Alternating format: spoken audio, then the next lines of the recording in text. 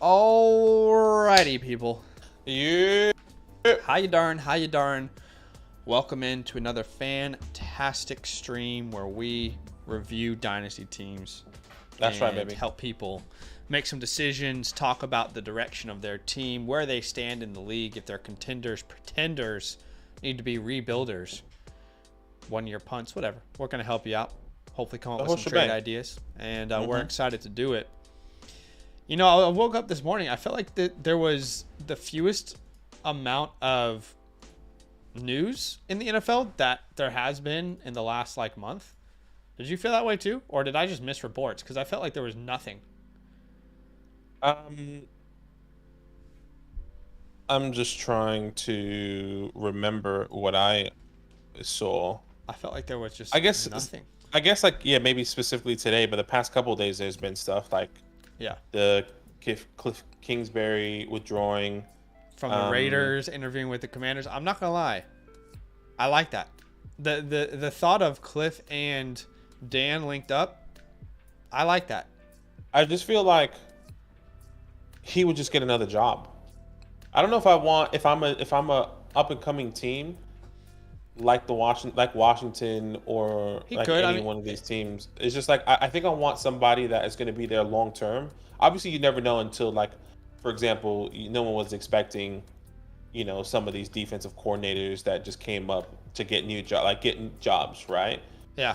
But I guess if I have my rookie quarterback, I want to have at least my OC for two years, and I feel like he would just get a job the year after. I could actually make the other argument where it's he's already had a head coaching job and he failed, so it would probably mean he wouldn't be as hot as these unknown names that are kind of building up through the ranks. Do you know what I mean? Yeah, true. I think you could paint it in either light, but I hear you. I mean, at the end of the day, if you succeed at your job, you're probably getting a promotion, right? So exactly. That's the difficult part of it, but I'm excited about that. But anyway, guys, thanks for joining us. Do us a favor, go ahead and smash that like button. It's a Sunday night where you guys are. It's a Monday morning where we are. We're ready to start our week fresh with some roster reviews.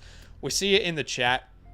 Let's talk to Jimmy first, because Jimmy T says, what's up, guys? I used code LAND and my 7-day free trial ended. How can I send you my team to get reviewed? I'm pretty sure I signed up for the Mother Flocker tier. Okay, that is awesome. So why don't we go ahead and explain it? So, again, if you want your team reviewed, very simple. All you need to do is use the promo code LAND when signing up to the Mother Flocker tier on the Flock Fantasy website. I'll put a direct link in the chat there in case anyone needs to do that. If you have done that like Jimmy, and Jimmy, the way for you to know if you became a Mother Flocker or not, you see this little name up here in the top right, click account, and then that will show you your account settings. It'll show you the exact membership that you signed up with. And if you are on the Mother Flocker tier and you use the promo code LAND, then when you join our Discord, right, you won't see creator chat here, but you will see setup. Underneath setup, then underneath Flock chats, then underneath Mason, you'll see Fantasyland with the orange footballs, like Badaki says. Under the orange footballs, again, if you use the promo code LAND and you became a Mother Flocker, you will see the roster submissions tab. You'll see, examples of all these guys here who have submitted their teams, and then you can do the same screenshots, context, and then make sure you leave your sleeper or MFL league ID so we can help you out to the best of our ability. Now, you'll see here, there are a couple teams today who are still on free trial, so we're just waiting. So, for example, SHFHDH is currently on a free trial. That's why he's got a little yellow heart. That just means we got to wait a couple days to do his. But CVgbulldog is green. He is good to go. We are wheels up. We'll be looking at his team today. Same with GuruMitch and Cbomb. We got to wait on a couple other guys who are still, waiting on that free trial, but we'll do our best to get through as many teams as we can today. Again, if you want access to our, to have us look at your team, all you need to do is use the promo code LAND, become a Mother Flocker member. And actually, when you're signing up, if you want access earlier to a team review, there is an option to click instant access, and that allows you to pay instantly instead of getting that free trial. So completely up to you, but that is the way it is working. So Jimmy, go ahead and check that out, and feel free to DM us, my man. If you go into the fancy hotline setup, say, hey, DM me here, we'll add you, and we'll get that all kind of sorted out. But we see some other people in the chat. Waffle House says, if I'm an OC, I want to top I wanted top 2 rookie quarterback, not top 15. I hear you. Cbomb says, how can you wear a Texas hat and review my team? Hook 'em. Come on. Hook 'em. What is up, Peyton? What's up, Minch? Welcome in, my guys. No. All right, so let's get down to the nitty gritty. Let's get down to business. First team we are reviewing today. Let me double check because I already it's CVgbulldog. That's the first team that we're reviewing today. That is correct. He's the first one that his free trial ended and is ready to go. So I've got his league all loaded up. He is the name Dirty Bird, so he is ranked second in the power rankings. But before we even get to that, let's read some context. He says, what's going on, guys? Been checking out the videos for a year now and decided to make the leap with Flock Fantasy. Love to hear that, man. That's awesome. Thank you for the support. He says 12 team, full PPR, SuperFlex. There's a half tight end premium. It's start 9. And he says, I wanted to see if I had the right mindset with this Dynasty team. It was my first Dynasty that I did the startup for in 2021 and have controlled going into my 3rd year now. Made the playoffs for the first time, but felt my team was a little aged, so I decided to try to do a 2-year reset and get younger. I feel I'm in a good spot league compared to the rest of my league. I have 2 firsts, the 105, the 106 this year, and I think my team is ready to turn the corner and start competing if a few guys progress like I think they can. Any possible trade advice or direction would be awesome. Okay, so again, we understand he's a 12-team league, full PPR, SuperFlex, tight end premium. Start 9. He did a little bit of a reset. Now he's got a young team, and he thinks he can compete. So let's look at the squad, Badaki. What are we working at quarterback here? Quarterback position, starting off real strong here. CJ Stroud, Trevor Lawrence, and Bryce Young. Look, all 3 of these guys are young quarterbacks that you can build around. I think a lot of people would love CJ Stroud right now. Trevor Lawrence, I'm 1 foot out, 1 foot in, but I still believe he can. I got 2 feet in, if that helps you, brother. He has 2 feet in. I still believe he can be something. I'm skeptical a little bit. I think the right moves needs to be made around him. And then Bryce Young. I'm all in on Bryce Young. I still believe the talent's there. I just think it was a really chalked year, his rookie year. The head coaching regime, the whole coaching regime just wasn't up to par to what we expected. Has no weapons, one of the worst separations of the wide receiver room. So I think having these 3 quarterbacks are great to build around going into, to compete, in my personal opinion. And I would say I'm all in on Young from the perspective of like his value in the market right now versus how I perceive him. So I would agree in the sense of like I'm all in on buying him. I bought him yesterday in a league. I'm all in for holding him if you have him in a league. I don't think it's the right time to sell. Now, I couldn't tell you that he's going to be the player that we thought he would be, but he's a strong hold, and I still believe in the talent, and I still want him on my Dynasty team. So I totally agree with you. The good news is he has 2 guys that I'm very confident in building around in CJ and Trevor. So if I had to grade this quarterback room, it would be B+, A-, somewhere in that territory. Like, you don't have, Stroud and Mahomes or Stroud and Allen, but you've got a really, really solid quarterback room. So I think you're pretty set at the moment there. Running back, Badaki, what are we working with? Yeah, Kenneth Walker, Joe Mixon, Kendre Miller, Devin Singletary, and then it kind of falls off there with A.J. Dillon, Spiller, Tucker, P. Ryan, Trey Sermon. So I would say, just looking at this, this is probably one of the weaker rooms, with still some upside. Not the weakest, but there's some high upside here. Kenneth Walker, I still believe in. Joe Mixon, does he stay with the Bengals or does he go to another competing team? Kendre Miller, I think one of the best buy low running backs right now. Agreed. That can, if Alvin Kamara does walk away, Kendre Miller is going to be taking a lot of opportunity. We saw that in week 18. That last week of the season, we saw some good upside there.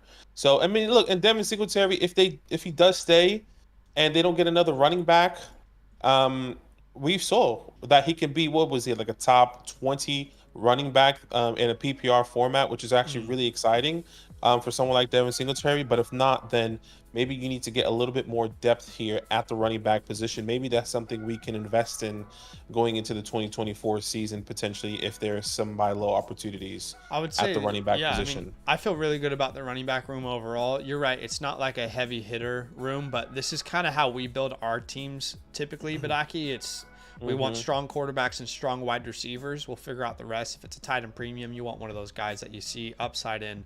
But the fact that you've got Ken Walker and Joe, I feel like that is more than enough to not feel the need to make any running back moves, especially at this point in the offseason where we don't know what free agency is going to mean or what the draft is going to mean for these players.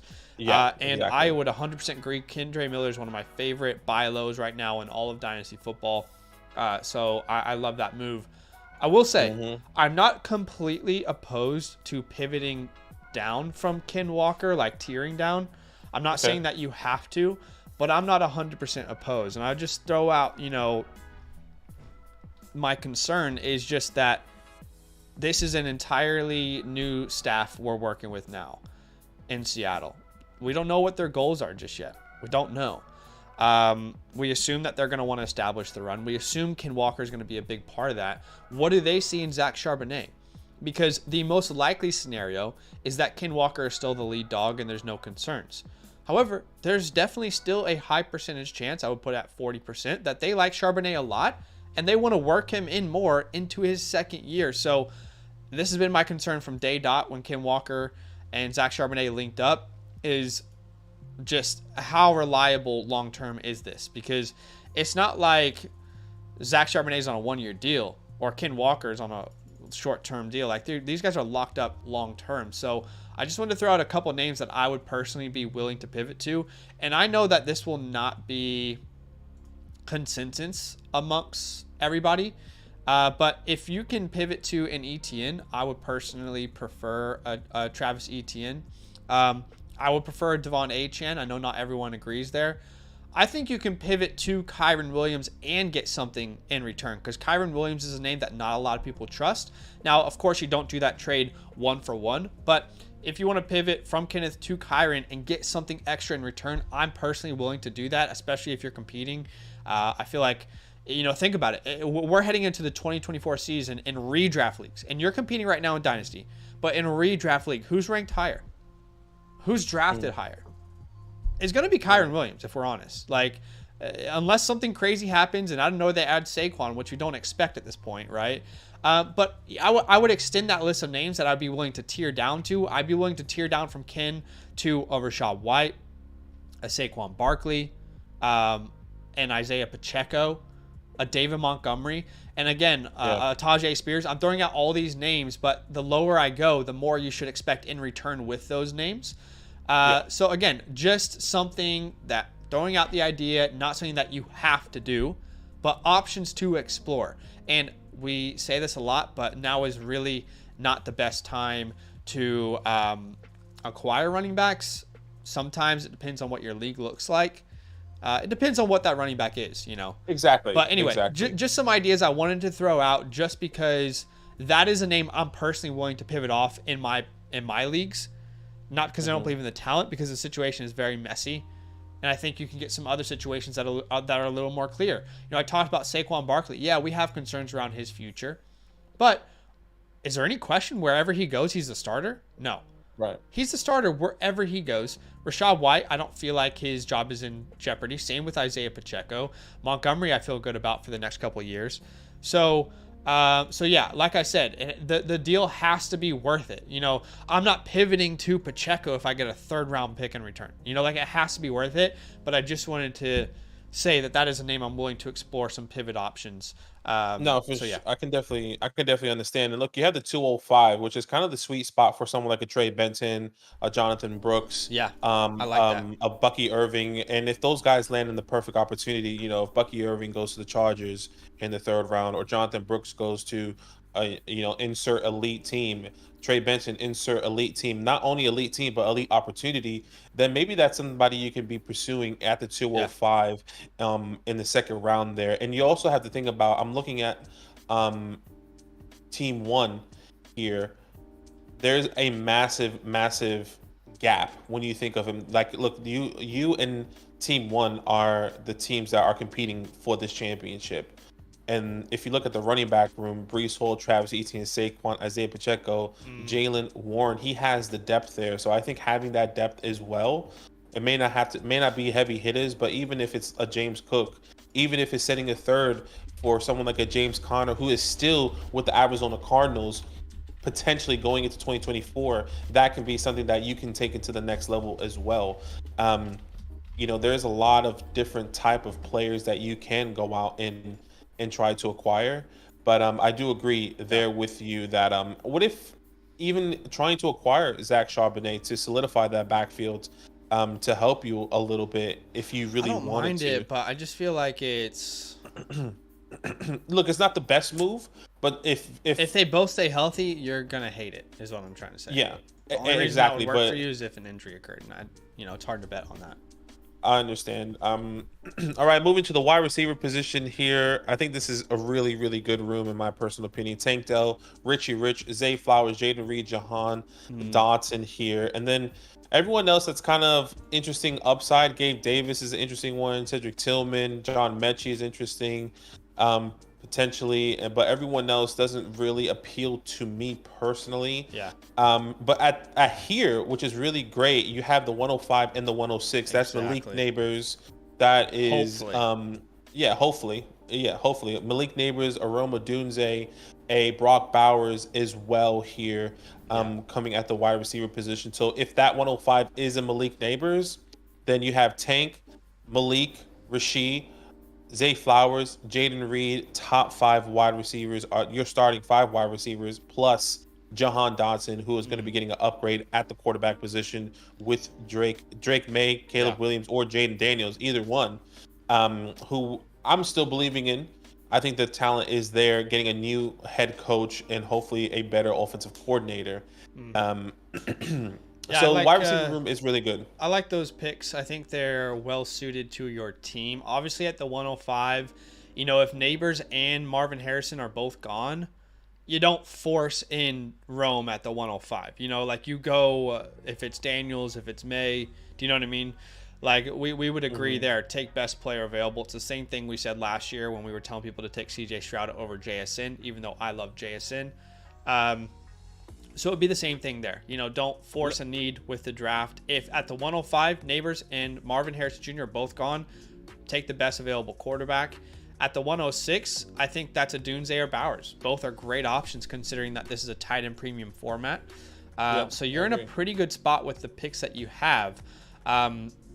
Now, I will say, if we're honest, looking at Team 1's wide receiver room compared to yours, it's not the same level, right? So still, I feel like Team 1 is kind of on top of the mountain right now in this league. We're trying to catch up. We're going to make the right moves. We're going to get the best values in the draft. But just be aware, this is the monster that everyone's trying to break down right now. This is the guy that everyone's coming after. And let's hope to God that no one in your league is a bad trader and just decides to make his team even better, because maybe that's how he got there in the first place. Hard to say. But I agree. Like the wide receiver room is good, but there's not a Justin Jefferson like this guy's got. There's not a CeeDee Lamb or a Jamar Chase. So hopefully Neighbors can be that for you. He has the top 3 consensus wide receivers in Dynasty, which is kind of crazy. Honestly, absolutely insane. That's wild. But you do have a very good room. It's just Rice is I think my wide receiver 12 in Dynasty. Tank is definitely in my top 15 or so. Zay, 100% my top 20, if not top 15. I'd have to double check. Jaden Reed's right around wide receiver 24. You've got really good names that I love. But is this room going to compete with that room? I'm not sure. But like I mentioned, let's hope Neighbors is there. If Neighbors is not there, go best player available. Is that Drake May? Is that Jaden Daniels? And, throughout the year, you'll be able to make some deals where you can turn one of those quarterbacks into a star wide receiver. If you get a Brock Bowers, that just helps your tight end room in a tight end premium format. So, I think this is overall like a very good team. I mean, if you compare this team to the rest of the league, you're in a great spot. We come down here to Team 4. Yeah, you're better than Team 4. You're definitely better than Team 5. Even though that is a pretty good team, they're going to compete. But you gotta hope in for, the long you gotta run, hope for, you're competing for sure. You got to hope for an injury in Team 1's. If all these guys are healthy, throughout the season, Lamar, Jalen, Brees, Travis Etienne, Jefferson, CD, Chase, TJ Hawkinson, which is probably his downfall at the moment, which is actually a massive plus for you. This must be Corey in the chat. This must be your team. Is that right, Corey? He says, saw that coming. That's why resetting was my original plan. Just confirm that this is your team. We always love talking to people while we're reviewing their teams. But, I mean, look, Badaki, this is a very favorable team to have. I think anyone would be absolutely thrilled to have this team. It's just when you compare it to this team, it's like, exactly. The good news, this guy does not have a top 10 first-round pick this year. He only has a 112. He's only got the 112, the 212, and the 312. So it's not like he is... It's not like we have seen teams like that who also have the 102, who also have the 103, and it's like, oh damn, this guy's also about to add Marvin and Jaden Daniels, you know. So the good news is at least he doesn't have like insane draft capital and in a very, very good class. This class could be real difference makers in the top 12 of rankings at every single position. So no question. One thing I did want to bring up here, because you did say, look, if Malik Neighbors is not there at the 105, I personally will be interested in trading that 105 away, because that means a quarterback fell. Sure. Right? Like, and one of these teams at the bottom, potentially, maybe like Team 10, right? Team 10 who has Brock Purdy, Matthew Stafford, probably needs a quarterback who only has the 110 pick and the 111. Can I get an Amon-Ra St. Brown for the 105 and then still draft Brock Bowers? You can certainly start a conversation around it. It might cost more. It depends on the person, but you can absolutely start a conversation. Depending on the person, absolutely. Because I'm looking at these teams at the bottom who need a quarterback but don't have the wide receivers, which makes these trades a little bit more difficult. Yeah. Like Team 12 needs quarterbacks but doesn't have that elite wide receiver. Oh my gosh. What is this guy supposed to do? Yeah, I mean, it looks like he's rebuilding 25 first, 26 He doesn't first. have any of his 24 first. He has nothing, so he kind of punted it this year. I guarantee you this guy did not know much about Dynasty, and he's probably one of those guys that got taken advantage of, unfortunately. Probably. But yeah, you're right. There's no wide receiver worthy of the 105. Team 10's a good shout. Yeah, Team 10. I mean, look, you can take the chance with someone like a Team 7 and see how much you can squeeze out of that person. He has Jordan Love, Kenny Pickett. Oh, actually he has the 101, so never mind. Who? It was Team 7. Oh, okay, yeah. I feel like Ayuk isn't worthy of the 105, so... No, I was just thinking of another landing spot. Would you do A.J. Brown with this team? A.J. Brown, if that guy wanted... I mean, I don't think that guy would do it, looking at his team. Yeah, looking at, like, Dak and Mahomes. I'll say this. If you can get yourself... Again, guys, when we throw out ideas, I hope people understand... The point of us doing this isn't to tell you that all of these ideas will work 100%. I have no doubt if you send this, it will get done. The point is to start conversations, to spark creativity for you to now go and talk to the rest of your league mates. A lot of these deals, like, let's be honest, trading is difficult in Dynasty. 9 times out of 10, a trade is going to be denied or you won't get a deal done. But it's all about getting your foot in the door. You know, we talked about this with WG in the chat. He's like, that's right, get your foot in the door. Knock on doors, see what happens. Trading is not easy. You know, it is persistence and it is constant idea sparking. So, Puka Nacua, another idea we want to spark with that 105. Now, that's where I was going, yeah. Okay, so we're on the same page. Look, in most leagues, Badaki, you cannot get Puka Nacua for the 105. In most leagues, that's not going to happen. However, there are, and I know this because of our wide receiver ranking video that we released a couple weeks ago, there are plenty of people who are not in on Puka Nacua. There are plenty of people who still question him, who will talk about his draft capital, who will talk about Matthew Stafford, etc., right? And completely ignore the historical success that he's had. So if that is like this person in your league, start the conversation, send the 105 for Puka Nacua and see what they say. It's most likely that they say no, but hey, what if I do the 105 and the 205? Would you do that, Badaki? The 105 and the 205 for Puka? Yeah, 105 and 205. Or even the 105 and add your third, your fourth, and your fifth. Sure, I'm happy to do that. I would rather keep my second. I agree. And send all the other guys, all those other picks personally. Or let's say he still thinks AJ Dillon has something, or you know, Trey Lance. There's some rumors about Trey Lance. Can we add Trey Lance in there? You know, Gabe Davis is about to be a free agent. You know, where is the wiggle room here to get that deal done?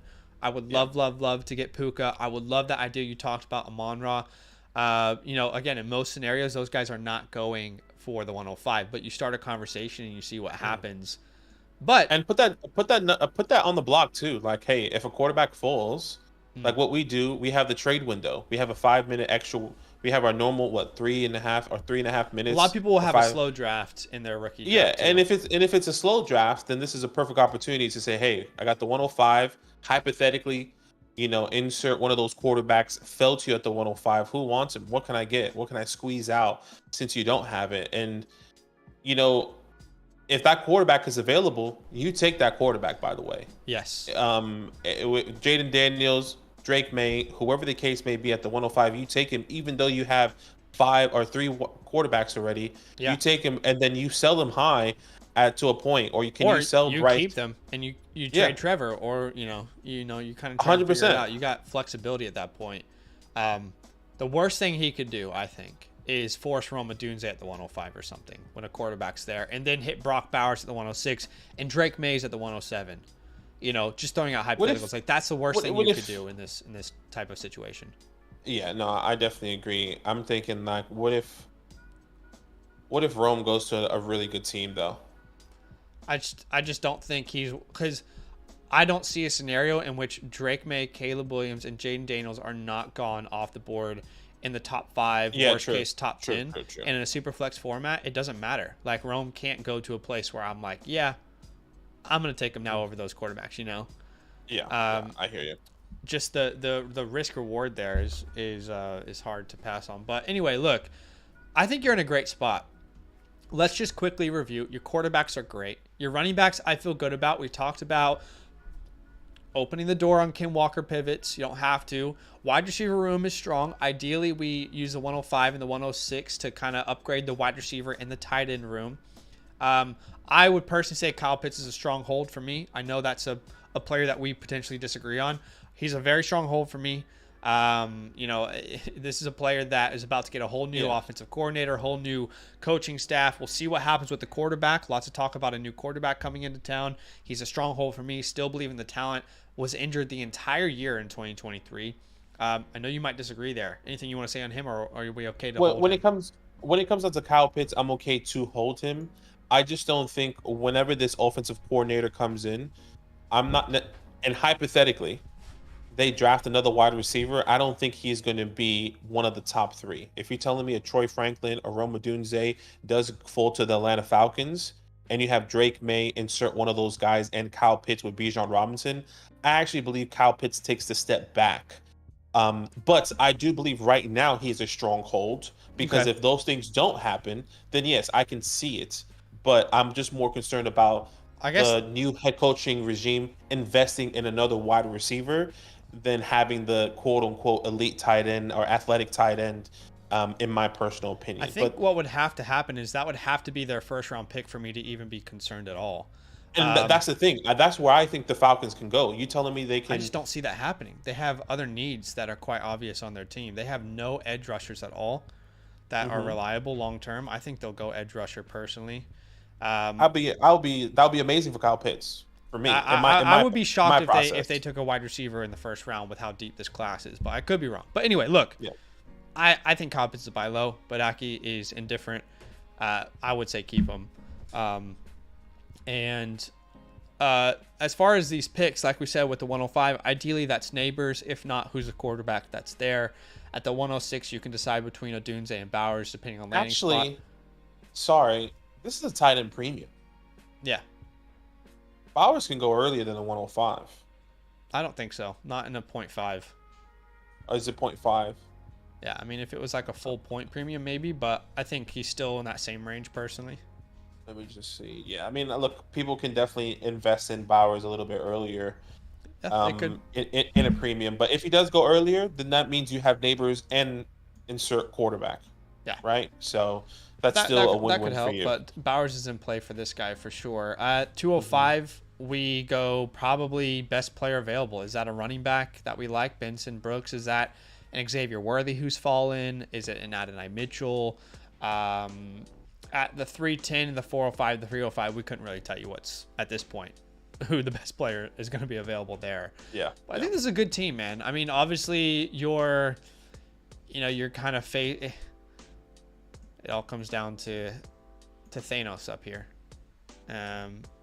You know, will he snap his finger or will you should have gone for the head? We'll find out. But it's a good team.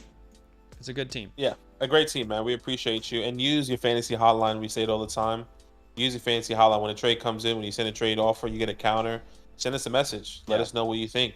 Or we'll give you our input personally. So that's awesome, man. Also, let us know if you have any final questions, Corey. If there's anything we didn't cover that you want us to, we'll give you a couple seconds here. But yeah, I like the team. I love Xavier Hutchinson just sitting there. Didn't work out, but it's okay. It's all right. X gonna give it to you. But while we are waiting to see if Corey has any final questions, we just want to let you guys know if you're watching this video and you're thinking like, wait, all right, how is everyone getting their team reviewed? Very simple. All you need to do is use the promo code LAND, become a Mother Flocker member on the Flock Fantasy website. I'll put that link there in the chat. There's a direct link there for you. Now, once you sign up to the Flock Fantasy website with our promo code LAND, when you become a Mother Flocker member, you get 30% off, but you also get a Dynasty team review. Now, we would suggest clicking the instant access option if you want a roster review. Otherwise, you just got to wait for that 7-day free trial to end, but there is an instant access button.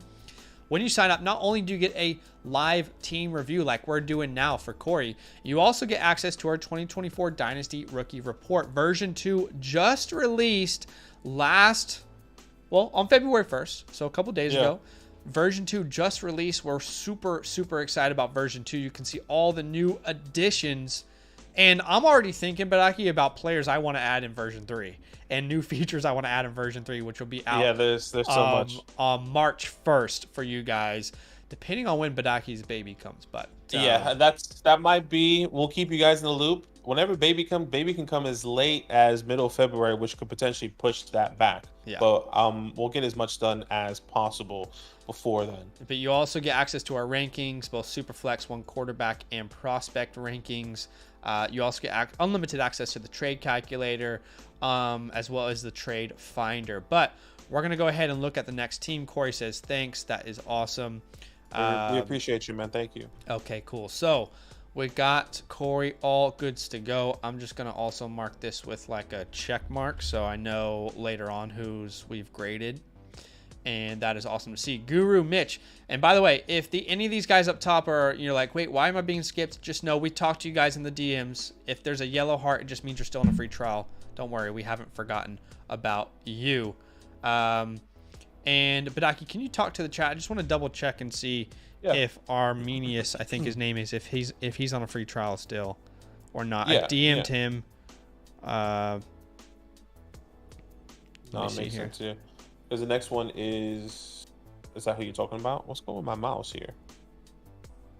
Yeah, we'll keep you guys in the loop when it comes down to the fantasy scouting report. So I think Arminius is actually good to go. I'm pretty sure he's good to go. So let's get to his. Okay. All right, cool. Oh.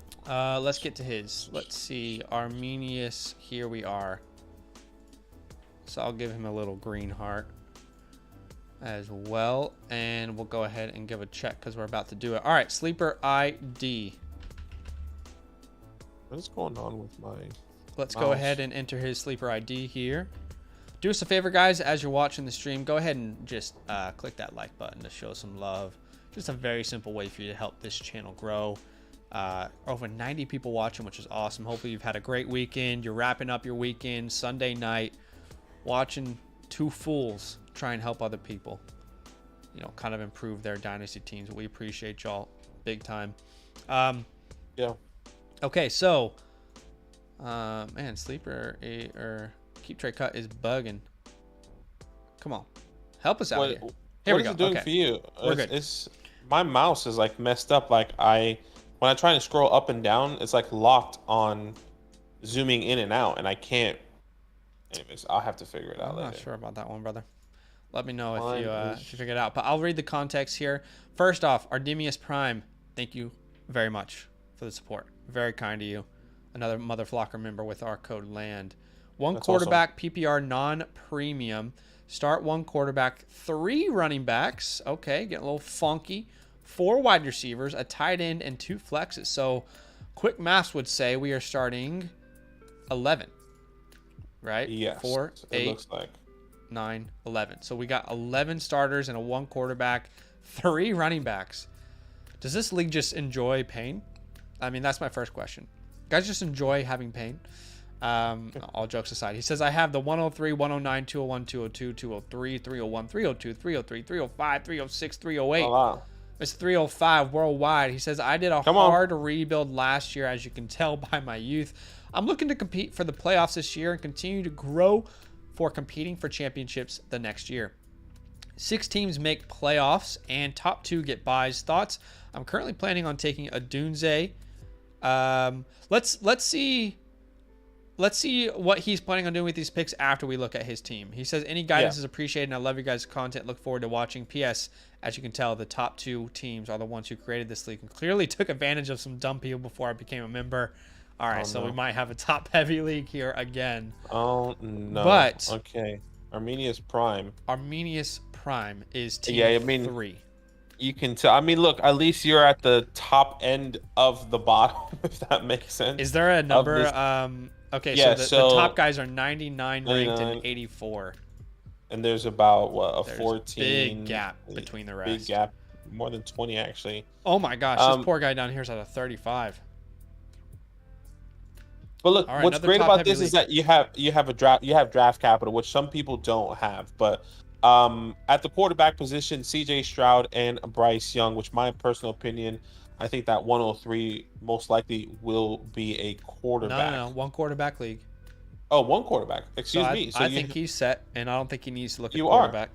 1,000%. Excuse me. At the running back position, Chuba Hubbard. Okay, this is where we need somebody. Let me tell you something. This would be rough, and I'm sure Arminius knows this. If you're in the chat, my guy, let us know. Say, this is my team. He would know this. In a start 2 running back league, you'd look at this and you'd say, do I have a starter anywhere? Now, in a 3 running back starting league, this is tough. And you'll probably be able to make the playoffs with these draft picks that you've got. But starting 3 running backs is going to put you in a tough spot. I mean, I'll be honest. Like, I don't want to say... Artie says he's here. I don't want to say that this league is doomed. I don't want to start off a team review and say this league is doomed. I don't think so. But I will say, how does anyone have a chance? Look at these first 2 teams. Yeah, I mean, Bijan, Brees, Devon, Travis, Pacheco. That's tough at the running back position. This guy's got Gibbs, Walker, Javonte, and Monty. I'm just gonna be honest. Like, my concern if I was in this league is that there might be a loss of interest at some time from people who feel like they have no chance. But at the end of the day, you would imagine these guys for building a team like that. You would imagine that it's probably hard to trade in this league. Oh, yes. Because of very difficult. Because these guys have everything. Yeah, they took advantage. So, like, now you're just going for upside. This guy's third tight end is Travis Kelce, by the way. So, look, trading might be tough. But let's be honest. Artie knows this. He's here. I mean, if we had to put a grade on this running back room, it's probably a D. D minus. Yeah. You have one player who might start. I think there is some opportunity for you to go get a running back, and not in the draft, but most likely using your picks here. So let's move. Well, I guess let's start there. At the running back position, like you said, you're gonna need some players. Well, let's. Now that we've seen his thing, we should hear what he was thinking first, right? Okay, sure. Go ahead. He says I'm currently planning. Well, it'd be good to get on the same page with him. He says, I'm currently planning on taking a Dunze and Caleb in the first, drafting running backs in the second and third. Should I consider trading for a veteran running back? Jacob's a buy low candidate. Any guidance is appreciated. Okay. And that's... Yeah, go ahead. I think that's kind of where I'm thinking. I think you get your guys, your wide receivers, You says Adunze and Caleb, so he's looking at taking a quarterback there at the 109. I By don't the way, think I would. I just think there are a lot of needs on this team outside of quarterback. I would agree. I'm not saying Caleb isn't worth it, but I think you need to use that 109 on a positional player. And then one quarterback, Wide I mean, receiver or running 109. back. Yeah, 109 could potentially be a running back if they do get the draft capital. That's But a Jonathan Brooks range, Trey Benson. To me, yeah, at the 103, he said Adunze, right? Mhm. Is there a tight end premium in this? No, no premium. Yeah. So There's I no like premium. Adunze there. And then I'm trying to hit running back, probably running back and wide receiver all the way through these picks. The 109, the 201, the 202, and the 203. That's your Benson, your Brooks, your Bucky Irvings, your Adonais, your Xavier Worthies, your Jalen McMillans if he goes in the right spot. Probably Lad McConkey's gone by this point. You know, that's how I'm viewing those kind of picks there. No, I agree. At the running back position, when it comes down to high upside type of players or maybe veteran running backs, I mean, the following guys I'm willing to get just to maybe get some life and not to potentially just throw away my second or third rounds to get these guys, but to also compete, right? I'm thinking of the Alvin Kamaras. I'm thinking of the James Connors. I'm thinking of the Aaron Jones if he stays with the Green Bay Packers by that time, right? Joe Mixon. Joe Mixon, exactly. You know, those are the type of guys that I'm willing to go out and invest in. What about DeAndre Swift if he stays with the Eagles or goes to another team? Like, that is somebody I'm interested in trying to acquire. Did you say Aaron Jones? I did say Aaron Jones, DeAndre Swift, Mostert, maybe. Joe Mixon. Yeah, all these guys maybe that are older veterans that you can buy for late seconds, middle of the third type of picks that you do have, which you have an abundance of. I like by the Khalil way. Herbert as like a sneaky buy low for like a really late pick too. In this You just league. need starting running backs. So one of the names that you did mention was Josh Jacobs. Josh Jacobs is somebody that I think this is where we see differently. I'm personally okay in buying in the hopes that he's going to land on a good team. At this moment, yeah, he could be a great buy low, and I think he is a great buy low because a lot of people are either envisioning him staying with the Raiders and I guess kind of producing a somewhat underwhelming production of what we saw this past year, or does he go to a team that needs a running back like we've seen the Ravens? Does he go to the Chiefs? Does he go to insert once again a team that has better production and overall better play than we've seen with the Las Vegas Raiders? It's definitely a risky move, but something that I'm willing to do in this scenario if I can get him for the right price. Saquon Barkley, depending on how much you want to go for. What about a Jerome Ford, right? If the Browns don't invest in another running back, and who knows when Nick Chubb is going to come back. Those are the type of players that I'm willing to invest in to get him. Here's the issue. By the way, like Josh Jacobs, I've said my piece on him in that sell high video. I'll just quickly say, like, in a normal format where you're starting two running backs, I am very interested in trading off of him and seeing what I can get. That's only because he just wasn't good this year. He just wasn't. You look at all of his efficiency numbers; they were way down. And I could go through that, but it would take a while. Mm-hmm. But in this format, I don't really want to sell any running back, and I think that's potentially going to be hard for him as well. Because you got to think about it. Like the guy who has Josh Jacobs, you know, we're thinking in a SuperFlex format, he's worth a late first. No more. Now he's worth a mid first. You know, in a one quarterback format, how valuable are the Jacobs, the Saquons, the Javantes, you know, the Swifts, the Kamaras? I'm down to buy some of these guys, but the Pachecos, the Whites, Barkleys, the Cooks, I'm down to buy them. I would just be concerned if people know what they're doing in a start 3 running back league, they're probably not interested in selling them. But yeah, why don't we look at some teams and like who are the teams that you could? I mean, let's be honest. Like, why would team 1 or 2 trade with you? They really. Well, I wouldn't want to trade with them to make them any stronger personally. And they wouldn't want to. They wouldn't need to trade with you. They have no need to. Mm-hmm. But who's a team that you would look at here? Maybe team 7. Look, you can say team 7. Like I think of team 7, and the first 2 names that come to me is Najee Harris and Jerome Ford. these names aren't sexy, and the like Najee Harris is not a sexy name that you want to go out and buy and invest in. But like you said, in a 3-man league, a 3 running back start, it's worthy. I think he's worthy of being acquired and starting on a week-to-week basis. Same thing with Jerome Ford. What pick would you put on Najee in this format? I think 201.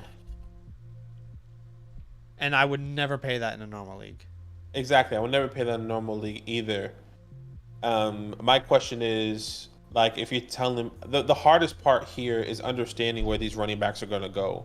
I'm not necessarily sure if I want to trade my 201 if I had a chance, if my top 3 running backs, if they had decent capital and a decent landing spot in the Bensons, the Brooks, and the Bucky Irving. Let's think about the other side of that though for a second. In this format, if those guys land in good spots, are they even available at the 109? Probably. I would say yes. I would say yes. I don't think so. If Brooks and Benson go in the second round to decent spots in this sort of league where you have to start 3 running backs, is this tied in pre? No, it's not tied. I don't think they're available at the 109. There's a chance, but if this league is doing it right, I don't think they are. But where do these guys have? So we have to consider that too. You know, this guy who has JT, I'd love to get a heavy hitter. Then should we go? A heavy hitter is gonna be a first. Yeah. Well, you're gonna have to in this format. Though. I'm not sure if I want to pay a first for a heavy hitter though. I would easily send the 109 for JT and honestly most of my second round picks in this form. I mean, I'd send the 109 and the 203, the 202, 2/3. Probably doesn't get done, but in this format, at least it gives me a starting running back. I mean, both of the guys have the top 5 running backs. Why don't we just say names that we like buying in this format, and then he can start conversations and see what they cost? Because I think the range of names is much larger in this format than it would be in any. Obviously, these top guys, if you can get them, I mean that's great. But let's get a little bit more realistic. Your Cook, your Barkley, your White, your Pacheco's, those are obvious. Javonte, Monty, Tajay, these are all obvious names. I think the names extend to your Brian Robinsons of the world, the Kendre Millers. I love a Kendre buy in this sort of format. What would he cost? A Joe Mixon, a Kamara, like you said, a Stevenson, a Chubb. I'm literally listing all the names in here. Rashawn is in that category. Zach Charbonnet, much more appealing in this format to me. Even taking a shot on Austin Eckler. I mean, I don't think he's going to really bounce back, but what would it cost? Your Aaron Jones. I'm going to go even as far down as like your Jaleel McLaughlin's, your Zamir Whites, your Chase Browns. Miles Sanders. Maybe. Antonio Gibson's a great one because he's about to be a free agent. Zach Moss about to be a free agent. Devin Singletary about to be a free agent. I love Khalil Herbert as a buy low too. He's a good player. He's going to find a role somewhere. You know, I mean, we got to kind of dig into our bag a little bit in this format. That's probably where the list ends for me. I'm trying to think of where these guys in a 1 quarterback. I'm trying to think of the format. I'm just going back to a 1 quarterback mock that we did, and I know it's probably a little bit skewed. He has the 109 and the 103. In our mock draft, the 103 was Brock Bowers. Depending on the landing spot. Which one is this? Where you and I did it? Yes, we did. And once again, it is obviously not a 3 running back as we were doing this mock draft. I was going to say, like, it's hard to really use that. It is hard, but I'm just trying to envision like these names and where they're going. Is this the most latest one? Yeah, the most latest one where Brock Bowers went to the Chargers, and the 109 that he has, that was Keon Coleman. So the running backs might, you're right. The running backs might go earlier because we took the running backs at the 107 and the 109. They were in great spots, and it was a 2-start running back league. And it was a 2-start. Yeah, you're right. So then that definitely makes it difficult. I would say all of those names. You're right. I'm trading the 109 to get a heavy hitter if I possibly can. Oh yeah. I mean, let's be. I don't think any of this is possible, but if you can get an Achane, a Kyron, even a James Cook, a Saquon, a White, a Pacheco for the 109 in this format, I think you do it. I guess Jacobs even in this format, honestly, I'd be willing to take a shot on. But with these picks, like we mentioned, 109 all the way to the 203 is all wide receiver, running back, best player available there. If Brooks, if Benson is there, Kendre Miller was someone who went to the Saints last year and fell down boards because Alvin Kamara was there. Well, you feel really good if you have Kendre now this year. You kind of have to take a shot on good players that were in situations that weren't necessarily ideal as well. But we haven't even gotten to his wide receiver room. Okay. Wide receiver room is decent. Yeah. Garrett Garrett Wilson, 3 names that we Jordan really Addison, like. and Tank Dell there. How many starters at the wide I receiver think room? you have to start 4. And there's 2 flexes. Oh my gosh. Yeah, this league, man. Well, he gets a wide receiver at the 103 in Rome Odunze. That's true. Apparently. That's a good point. Like, that's going to help. That helps, and that's your starting 4. Garrett, Addison, Tank, Rome. Then you can flex Wandale, hopefully. Maybe Mingo has a second year. Or Jameson. Yeah, Jameson too. Yeah, Jameson. Jameson's there, and then you have Sam Laporta at your tight ends. Hey, and then positives. Let's start with let's say some positives. Your quarterback in your tight end spot, beautiful, absolutely beautiful. You're sitting pretty, right? Right. So really, it's just running backs and adding wide receivers for depth. Because in this format, you can start 6 wide receivers. Mm-hmm. So, Odunze is a great shot at the 103. Mm-hmm. And then, like we said, the 109 to the 201 to the 203. What I'm trying to do with all of these picks is get wide receivers and running backs depending on where they land. And that could even be a trade. You kind of have to start conversations with those names that we brought up earlier. I'd even be willing to use a 301, like all my third, like in this format, Badaki, even if they're in the 3rd round, even if there's good wide receivers on the board in this format I might take shots on running backs that I don't even like. I might go get an Audric Estime with these picks. He's probably off the board by now, but I'm talking about running backs I don't like. You know what I mean? Right. Just see what happens, because you have got to get some Hail Marys in this running back room. I think the way I'm seeing it, yes, the 109 is in play. I don't think any of my second rounds are in play. I want to try and take my 109 and all those 3rd round picks and get a running back, and then get my Rome Odunze at the 103, and then get those high upside players from the 102 to the 103 at the wide receiver position or running back position. Like, what if Bucky, or like, for example, I'm looking at our mock draft that we did. Bucky Irving went to the Vikings, but he didn't have the draft capital. He went in the 5th round, right? Yeah. He went in the 5th round, but we took him at the 203 because we still like the landing spot. What if you go get the Lab McConkleys, the Jermaine Burtons, the Jalen Polks, the Xavier Legetts, if they get the draft capital? I'm taking the highest upside guys in those top 3 places from the 201 to the 203. I'm considering and seeing what I can get from our 109 and all my 3rds to get my heavy hitter running back. And then at the 103, I get Rome Odunze. I think that is the best plan there. Some of these names didn't work out, but we liked these players. Like Zach Evans went in the 6th round to the Rams last year. This time last year, I know it didn't work out. It's all hindsight, right? But I would have spent a 3rd round pick on him in going to that situation. Same with Evan Hull to the Colts when JT was holding out. Chase Brown, who went to the Bengals. We didn't know what was happening with Joe Mixon. Rashawn Johnson went to the Bears. We liked that player. Didn't get the draft capital people wanted to. Went in the 4th round. You know what I mean? Like, it's most of the time the earlier pick you have, the higher the hit rate. But we need to take shots on guys. What if you get your Pacheco? What if you get a Jerome Ford, who we liked in his class, but he went late and ended up being a starter the year after?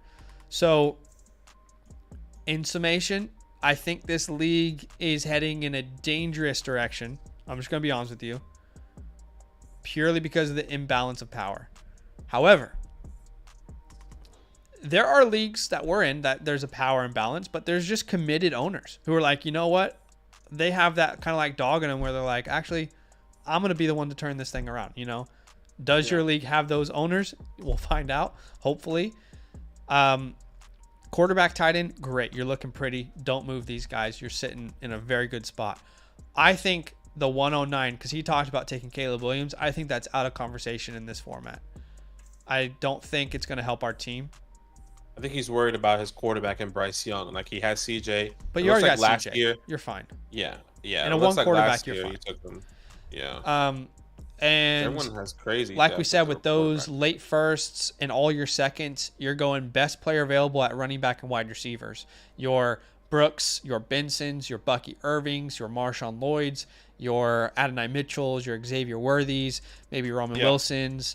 If they kind of shoot up boards, your Jermaine Burtons, we'll talk about names when the draft actually finishes. But you're taking shots on all those names. Now, hopefully you got some deep benches, because you're going to have to drop some players with the amount of picks you have. Hopefully you've thought about that a little bit. So something to keep in mind moving forward. But if Artie is in the chat, please let us know if you have any questions, my man. I know this was probably a little bleak. It's not meant to be. It's just meant to be honest as far as like your league. But I still think this team is a fun team to own. You got a lot of draft capital. You're set at very important spots. You got Garrett Wilson, who didn't break out last year. We expect him to do that this year. You got Tank Dell, who's going to come back with a year or two of CJ Stroud, and you have the stack. I mean, that will be an exciting stack. He says he has enough bench space, which is great. So that's good to hear. Okay, awesome. But yeah, definitely knock on some doors for running backs. Like we said, even using your third round picks to go out and get the likes of, your Keaton Mitchells of the world, your James Connors, your Kamaras, guys that are just way undervalued right now. Your Chase Browns, Jerome Fords. So yeah, keep that in mind. But really our goal is to improve our running back room and add wide receivers as well. Add the wide receiver. Yeah, keep your quarterbacks, keep your tight ends. I mean, Sam Laporta, having him is phenomenal. I think that helps you tremendously. Same thing with CJ. Your top three guys. I mean, just imagine Garrett Wilson with Aaron Rodgers coming back this year as well, which would be amazing. So, look, there's some upside, no doubt, for your team. Yeah. You just got to get those running backs and start hitting the free agency market on these lower running backs. See what you can get. Like, if one of these guys wants to somehow you take advantage of one of these guys and you send a third round for a Joe Mixon, do it. Look, if there are obviously people getting taken advantage of in this league, you got to be the one now at this point. It's a dog eat dog world where you're making those kind of trades. Yeah, so see what happens. See what you can do. Yeah. Get them and then and roll with the punches there. But we appreciate you, and you have your fantasy hotline. Yeah. Like we say, make sure whatever trains come through, send it to us.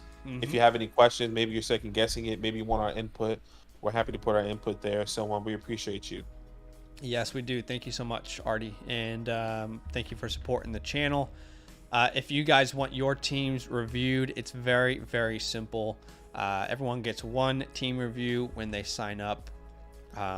Obviously, the yearly membership is going to be the affordable option because you get a significant discount compared to the monthly. But just put a link in the chat. It's a direct link to become a Mother Flocker member. Obviously, you choose a Mother Flocker member and use the code LAND. Again, you have to use the code LAND if you want us to review your team. When you sign up, there is an option to click instant access, so you don't have to wait throughout the 7-day free trial for us to, look at your team. But if you want that instant access, go ahead and choose that option. And then when you sign up, link your Discord. Again, there's a little account tab here.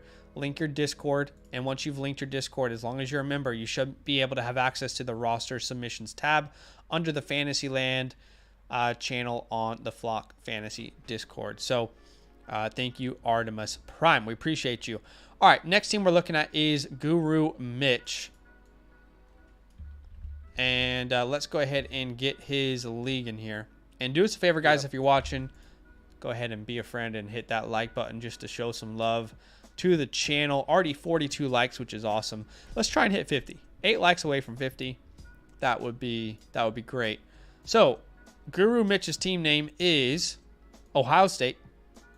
And he's in. I'm pretty sure this is his team right here. Confirm with us. Let us know. His team name was Ohio State. He's got the, profile pic of Garrett Wilson mossing someone.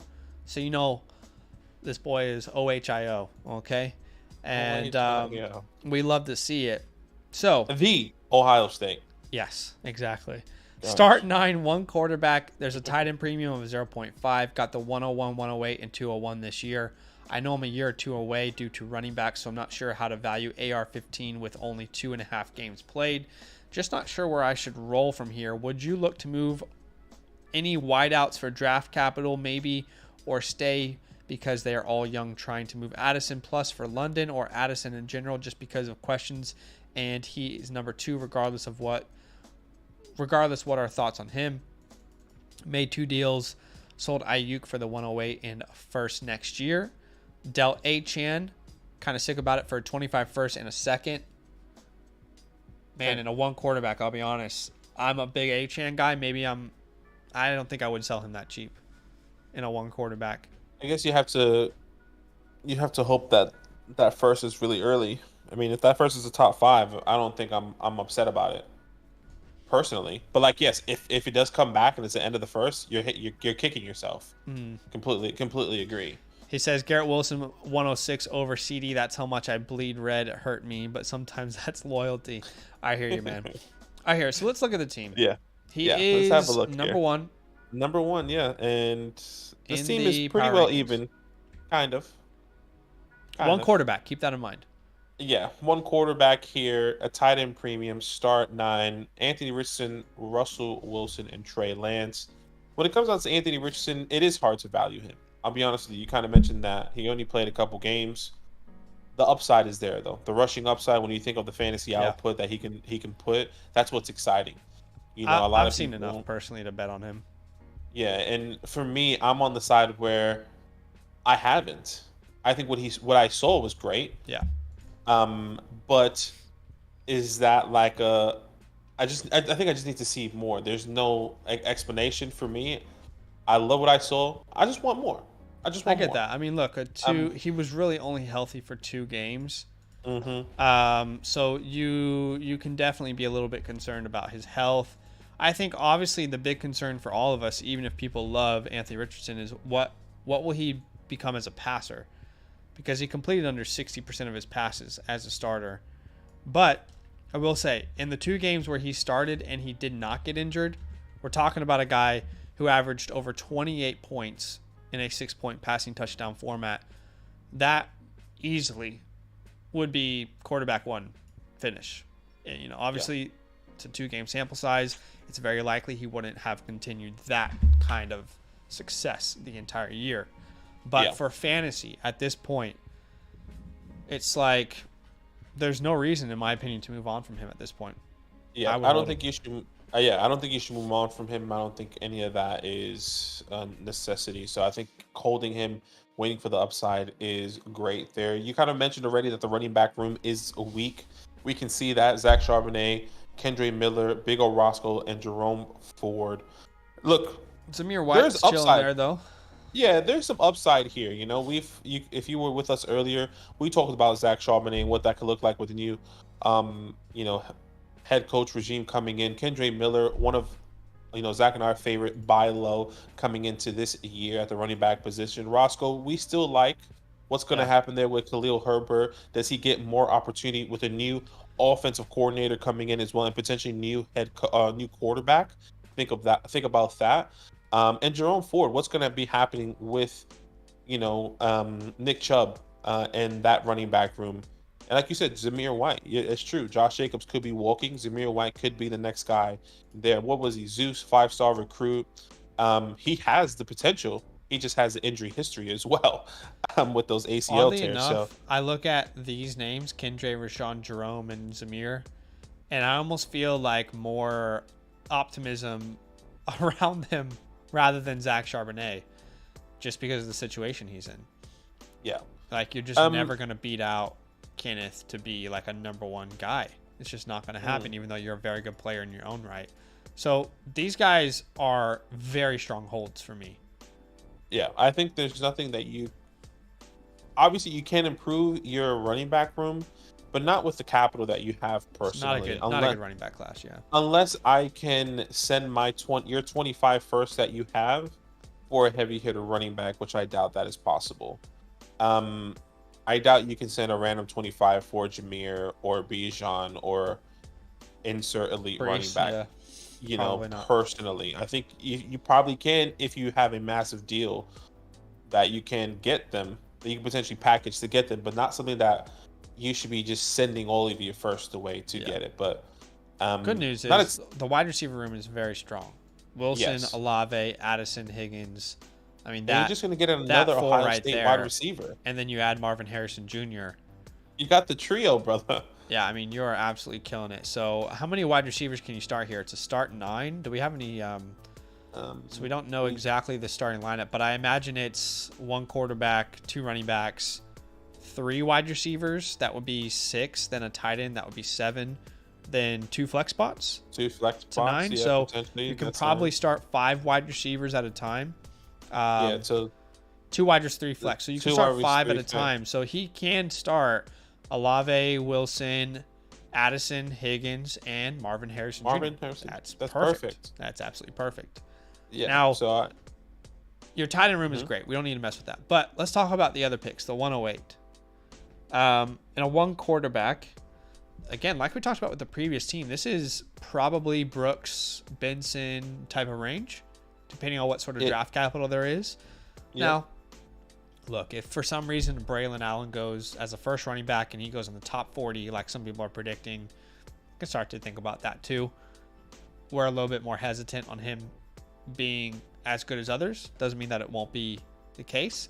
But at the point being is 108 is prime for starting to think about a running back. And that's good that you have that pick because you're not kind of forcing it with the picks that you have. 201. 209, great ranges to go after a running back. If those guys fall, if Bucky's there, Marshawn Lloyd's of the world, So I like the picks that we have for the needs that we have. Yeah, I completely agree. And you let these players fall to you. No worries. You let these players fall to you. At the 108, like we said, you get those running backs, or you go and insert high upside player, even from the 108 to the 209. We've seen so many high upside players. You think of Adonai Mitchell, the Xavier Worthies, the Keon Coleman's, if you really like him, the Jalen Pokes, Lad McConkey, Xavier Legette, Jermaine Burton. You can insert any of these top wide receivers that we like. Zach loves Jaleel McMillan. All those guys are going to be worthy for you to take there in that second round to increase that depth for your wide receiver room. And if not, if one of those running backs fall, like the Bucky Irvings, the Marshawn Lloyds that Zach and I really like in a PPR format, you have to go out and get one of those guys there because there is upside with them as well. One thing I did want to touch on there is that there's some upside at the wide receiver room as well. I know we haven't really touched on these guys, but you have to think of your Marvin Mims, where you have to remember he was still one of the first players that Sean Payton drafted. Now the pathway might be a little bit difficult, but Jerry Jeudy is going to be out. Same thing with Cortland Sutton, most likely. Those guys have been massive trade candidates all off season and during the season as well. So Marvin Mims could see a good uptick in production. Same thing with Dontavion Wicks as well. Another guy who has been taking opportunities or be getting opportunities when we've seen Romeo Doubs miss some time, when we've seen Jaden Reed miss some time, when we've seen Christian Watson miss time, does he step up? And the last two is Wan'Dale Robinson and Treylon Burks. What's going to happen with the quarterback position for both of those guys? Treylon Burks with injuries. Same thing with Wan'Dale Robinson, but we've seen the glimmers of hope there with Wan'Dale. Look, this team overall is great. I think you need to let the draft come to you in this format, personally, with all of these picks that you have, with the players that we would potentially be taking there with the 108, 201, and the 209, personally. Yeah, one of his questions was about Jordan Addison. He's trying to move Jordan Addison plus for London or Addison in general. I've heard a lot of people talk about Addison as a sell high. I don't personally agree, and I know that that's okay that some people might agree to disagree. I think the philosophy of this team hasn't changed. The philosophy of this team is to be a pass happy team. the 2 years that Kevin O'Connell has led that team, they've been top 3 in passing attempts per game. And we'll see what happens with Kirk Cousins. Maybe they get a different quarterback with pick 11. Maybe that's JJ, and JJ sits behind Kirk. It's hard to say. But something that we have to keep in mind is that Jordan Addison, he was maybe more impressive than people want to give him credit for, because he also had to deal with injuries on his quarterback. I mean, he has already gone through his rookie year with all these injuries to his quarterbacks. He had Kirk Cousins went down. Josh Dobbs turned to a potato. Then Nick Mullins, then Jaron Hall. I mean, he's already gone through the quarterback, hell himself. We've already seen kind of what his floor is. I'll be honest. I feel like it's kind of his floor. And I know Jefferson was injured. And Jefferson came back. You're not going to beat out Justin Jefferson there, but I still think he's going to be a very valuable number 2. And we also have to keep in mind that we don't know what TJ Hawkinson's going to be after that injury. His injury, unlike Mark and a couple other names, was not a clean injury, if you will. It was a nasty one. And it's going to take some time for him to recover. I don't see a scenario in which he's ready to go even week 1. So even if you don't like Addison long term, Addison's going to be the number 2 in this option, or in this offense, I believe, for multiple weeks if you wanted to sell him at some point. And you're telling me that if Kirk Cousins comes back, which he's talked about taking a discount to be back with this team, he loves the team. If he takes a discount to come back and there's no TJ Hawkinson for, let's just ballpark it, the first 4 weeks, you're not going to have a chance to sell Addison more than what he's worth now? I don't think so, personally. So for me, Addison's a strong hold. I wouldn't say he's like a glaring buy either, but I think he's like a very, very strong hold. I think he played really well and showed that he's a very good player despite really up and down quarterback play this entire year.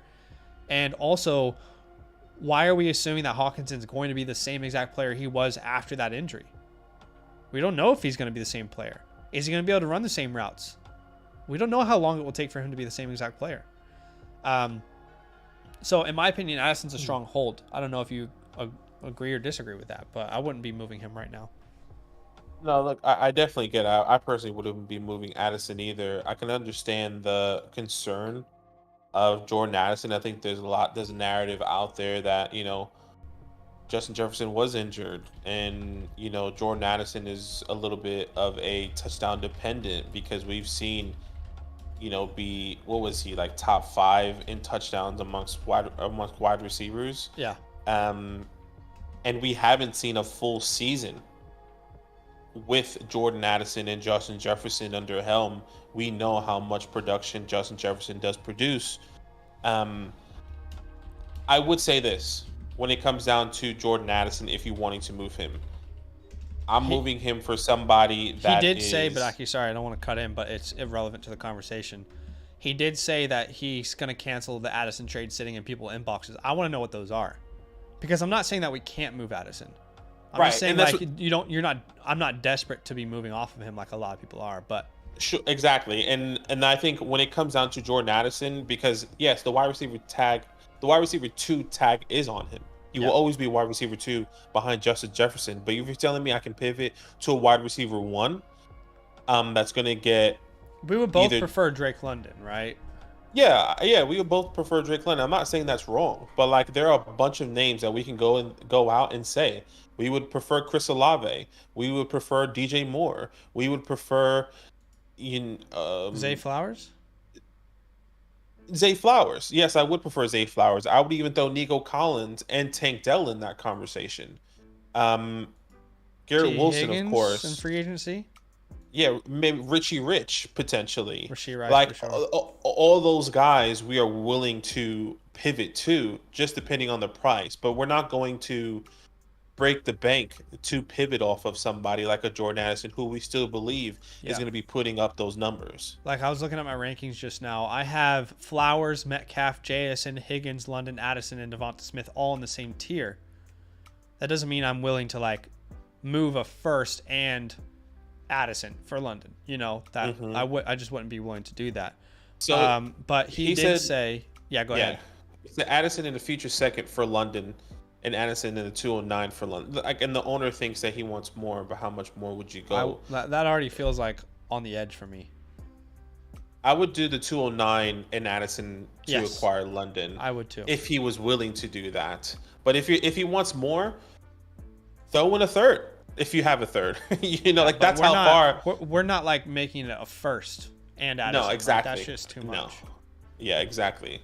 What this about is a perfect opportunity to get London? I kind of like the Commanders are hiring Cliff Kingsbury as a new offensive coordinator. Okay, let's go. Sorry, I love this. I actually love this pairing now. I'm gonna take back every bad thing I've ever said. After the deal with the Raiders fell through, Dan Quinn, Washington were immediately interested in Cliff Kingsbury services, and the deal is now finalized. I kind of like this. Yeah, this is nice. I wonder why he went. He wants the quarterback. It could be. He doesn't care. He doesn't care what quarterback it is. He just wants a new quarterback, and I don't think the Raiders. Maybe the Raiders have expressed to him that, look, I don't know if we're going to get a Bo or a JJ, but he's happy with the top 3 potentially. Like, think about that conversation. He probably had it. He sat down with the Raiders to be like, look, what's your quarterback situation? They probably said, we really like Aiden O'Connell, but if a quarterback somehow falls to us that we like, sure, we'll take him. But if he goes to the Commanders, that's a new quarterback, no doubt. Oh, oh, absolutely. We're getting a new quarterback. That's what he's thinking, though. He was just like, am I really trying to upbring Aiden O'Connell when I can have Drake May or Jaden Daniels or Caleb Williams? Yeah. Thank you for your service. Thank you for the opportunity. A lot of people are gonna think about Cliff and his failures in Arizona and not think about the success he's had as an offensive mind. So I'm kind of thrilled about this. I'm not gonna lie, like, that was my ideal OC hire. I did not want us to run it back with Eric Bieniemy. That sounded like worst case scenario for me. So that's exciting. But and Mitch says Cliff and Drake May. I mean, honestly, put him with any quarterback in that top 3. I'm happy. Hey, Cliff and Caleb, come back to the DMV. He is going to Drake, Cliff and Jaden. I mean, it's exciting. 100%. He's going to Commanders and saying, how much cap do we have? Who are you willing to give up, and how much draft capital are you willing to give up to get Caleb Williams right now? Bro, this actually makes a lot of sense. I should have trusted our organization, but like, I've never had the ability to trust them. But what I will say is this pairing of Dan Quinn and Cliff is kind of hot. I'm not gonna lie. Like that, Cliff is not a good leader of men. He's just not. Dan is. Everyone loves Dan Quinn. So kind of like it. I'm not gonna lie. I kind of love this. They kind of really complement each other. This is all right. I'm excited again. Anyway, what were we talking about? Sorry about that little tangent there. Well, so we were talking. Yeah, we're willing to pivot from Madison to London, but not if it means giving up a lot. Exactly. Mitch says move Ferguson for a running back, or you guys think I can wait till in season, maybe sell Ferguson for running back. It's 1.5 PPR. Yeah, so there is a tight end premium. I would be totally willing to do that. In a tight end premium format, I'm trying to think about the names. Let me try and find some names around Jake that you could kind of start a conversation with. And also, we'll have to look at his league and just see what teams kind of need. I'm looking at tight ends right now and the teams that need somebody. Like, I see team 3. Okay. Big TA. He has Michael Mayer and Taysom Hill. Michael Mayer not really a running back. I think I think Jake is worth more than those running backs. I'm just thinking of, like, if Aaron Jones stays, can I get an Aaron Jones or a Jalen Warren? I want to see if you and I are on the same page, because in a tight end premium format, these are the names that I'm thinking you can ask questions about. What's the premium again? 1.5? 0.5, yeah. Tajay Spears comes to mind. Javonte Williams. Montgomery. I wouldn't do that. I wouldn't do that for Jake Ferguson in a 0.5 premium. I think all of those names are in contention personally. I think I'm thinking lower still. And Jake Ferguson, like, not to knock him, had a great season. But like, if I'm I'm looking at the teams that are trying to buy Drake Ferguson that probably has a questionable tight end 2 or doesn't have the best tight end 1. Like for example, Team 8 has Cole Kmet and Logan Thomas. I love Cole Kmet, but if he doesn't trust in Logan Thomas, can I get somebody? But there's no one on this team that I want at the running back I would position. start a conversation around Kyron because a lot of people are not certain on Kyron Williams. So I would Sure, start it. and- I don't think it happens, but I would open the door. Yeah, I don't think it happens either, and that's why. And then I go back down to team, or I go to team. Joe Mixon isn't worth Jake. But Team 10 has Njoku. They probably feel fine. Team 11, I mean, I think Jake is worth more than Brian Robinson personally. But that's where I would even do Jake for potentially Ramondre Stevenson if the situation is still okay there. I'd rather keep Jake, but I get it. I just don't trust that situation right now. I think especially with that team who needs a tight end in week 1 with TJ Hawkinson. So like maybe you can even squeeze more out of him. Like, can you take Jake and the 209 to get somebody? Which I doubt you can get Saquon personally. I doubt you can get Kenneth Walker for that, or the 201. Excuse me. I do think Saquon's in play with Jake if it's a tight end premium, but not if the owner already has Hawkinson waiting to come back. Yeah, so it's a little tough with the teams in your league. Yeah, I mean that is very difficult. Could you get a Monty? Probably not, because that guy already has Kittle. I don't think so. I don't think I can get. I think Kyle I'm Pitts. just How looking about? lower. I mean, no, yeah, I think Ferguson's worth more than Henry or Connor in a tight end premium. You're in a little bit of a tough spot there.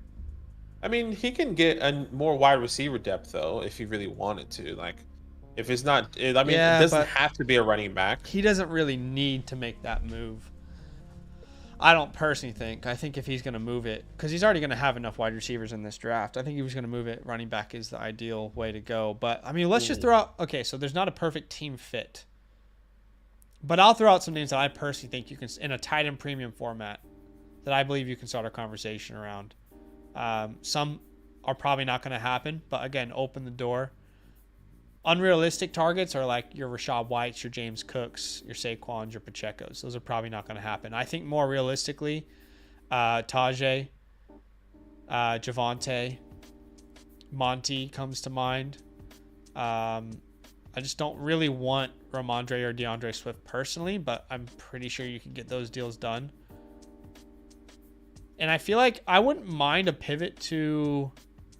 Man, do I want Brian Robinson? Oh, I don't think I do. I wouldn't mind a pivot to Jaylen Warren, but I need more. Yeah, like I'm Jaylen having Warren and something. Yeah, I think when it goes up to those higher guys that you said, like the Monties and stuff, I think I value them so much more higher than what they are personally, especially in a 0.5. Yeah, I think those deals are happening though, so I'm just saying. Yeah. Try it. Try it for sure. Try it. Mitch, and if those ones work out, sure, I'm happy to be a part of those conversations as well. Because I mean, let's be honest, you're probably never going to be starting Jake Ferguson. You still have Pat the Dragon and then Trey McBride, which is really great for you. So I'm happy with those guys. I agree. Personally. I mean, let's recap here. And Minch, if you have any questions, let us know while we're recapping your team. But we're not moving A-Rich. I feel good about him. We don't need to address quarterback in a one quarterback format. Running back, we talked about all the options. Trading Jake. But I actually don't feel like you have to do any moves yet. Right? There are things that can go your way. Alvin Kamara could be traded. Rashawn Johnson could become the starter. Josh Jacobs could move somewhere else and Zamir White becomes a starter. So your time is on your side there. Your wide receiver room is stacked. You're about to add Marvin Harrison Jr. Keep Trey McBride. Or I wouldn't even be 100% opposed to moving Trey McBride for a superstar running back if you could as well.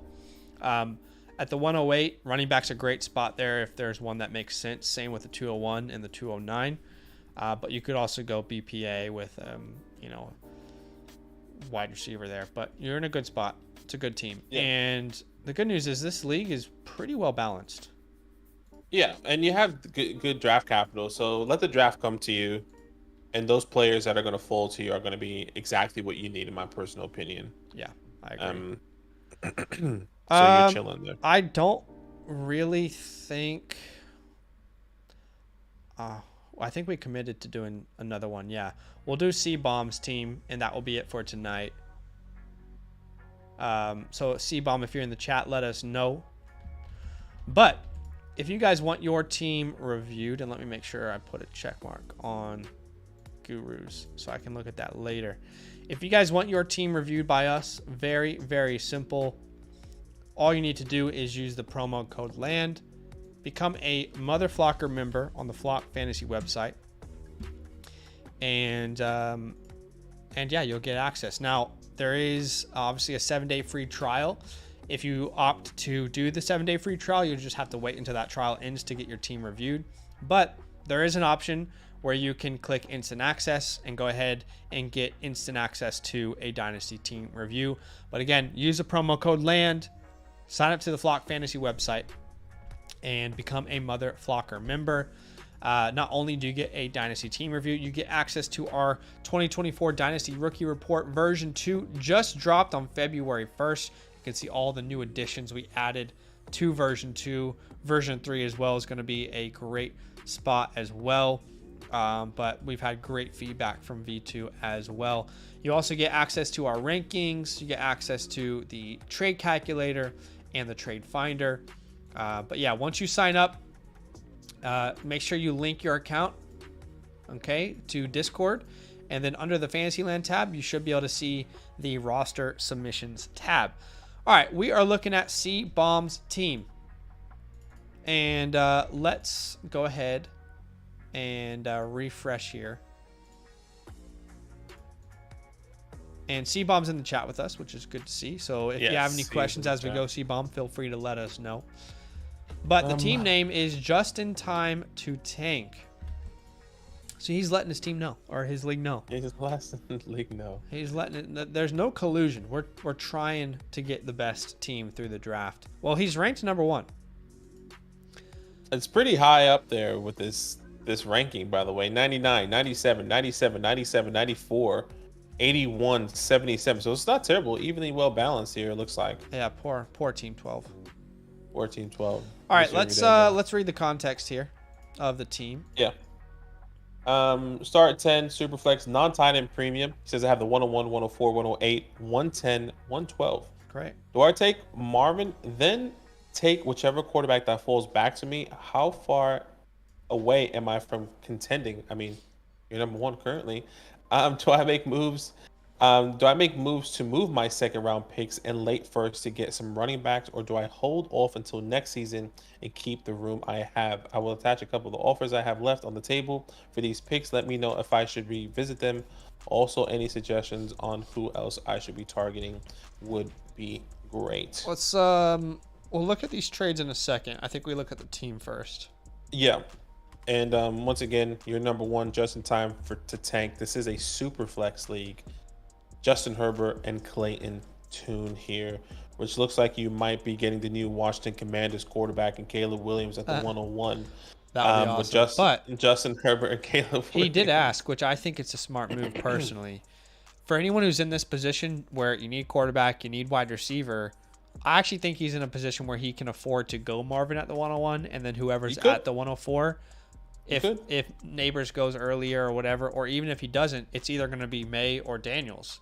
So I personally like that move of going Marvin because we're looking at his wide receiver room now, and it could definitely use a Marvin Harrison Jr. Even though it has a Justin Jefferson, like it's got Jefferson, but after Jefferson and Ayuk, there's players that are good, but not guys that you feel are championship winning players. So I start 10 as well. Start 10, yeah. So it's a good healthy lineup. I would say Marvin and whatever quarterback falls to the 104 is the ideal ideal move there. How about you? Yeah, I'm genuinely happy with that as well. If you want to do that, I'm really happy. So let's say it's Justin and May, or Justin and Daniels, right? Or it could be Caleb and Neighbors at the 104. Well, the issue is if someone falls in love with Neighbors, you're no guaranteed to get him at the 104. In my Superflex rankings, he's ranked 103. So I guess it just depends on how people view Neighbors. Where in this scenario, you're guaranteed to get a quarterback. Sure. So look, either way, I'm really happy. However way you want to do that, Um,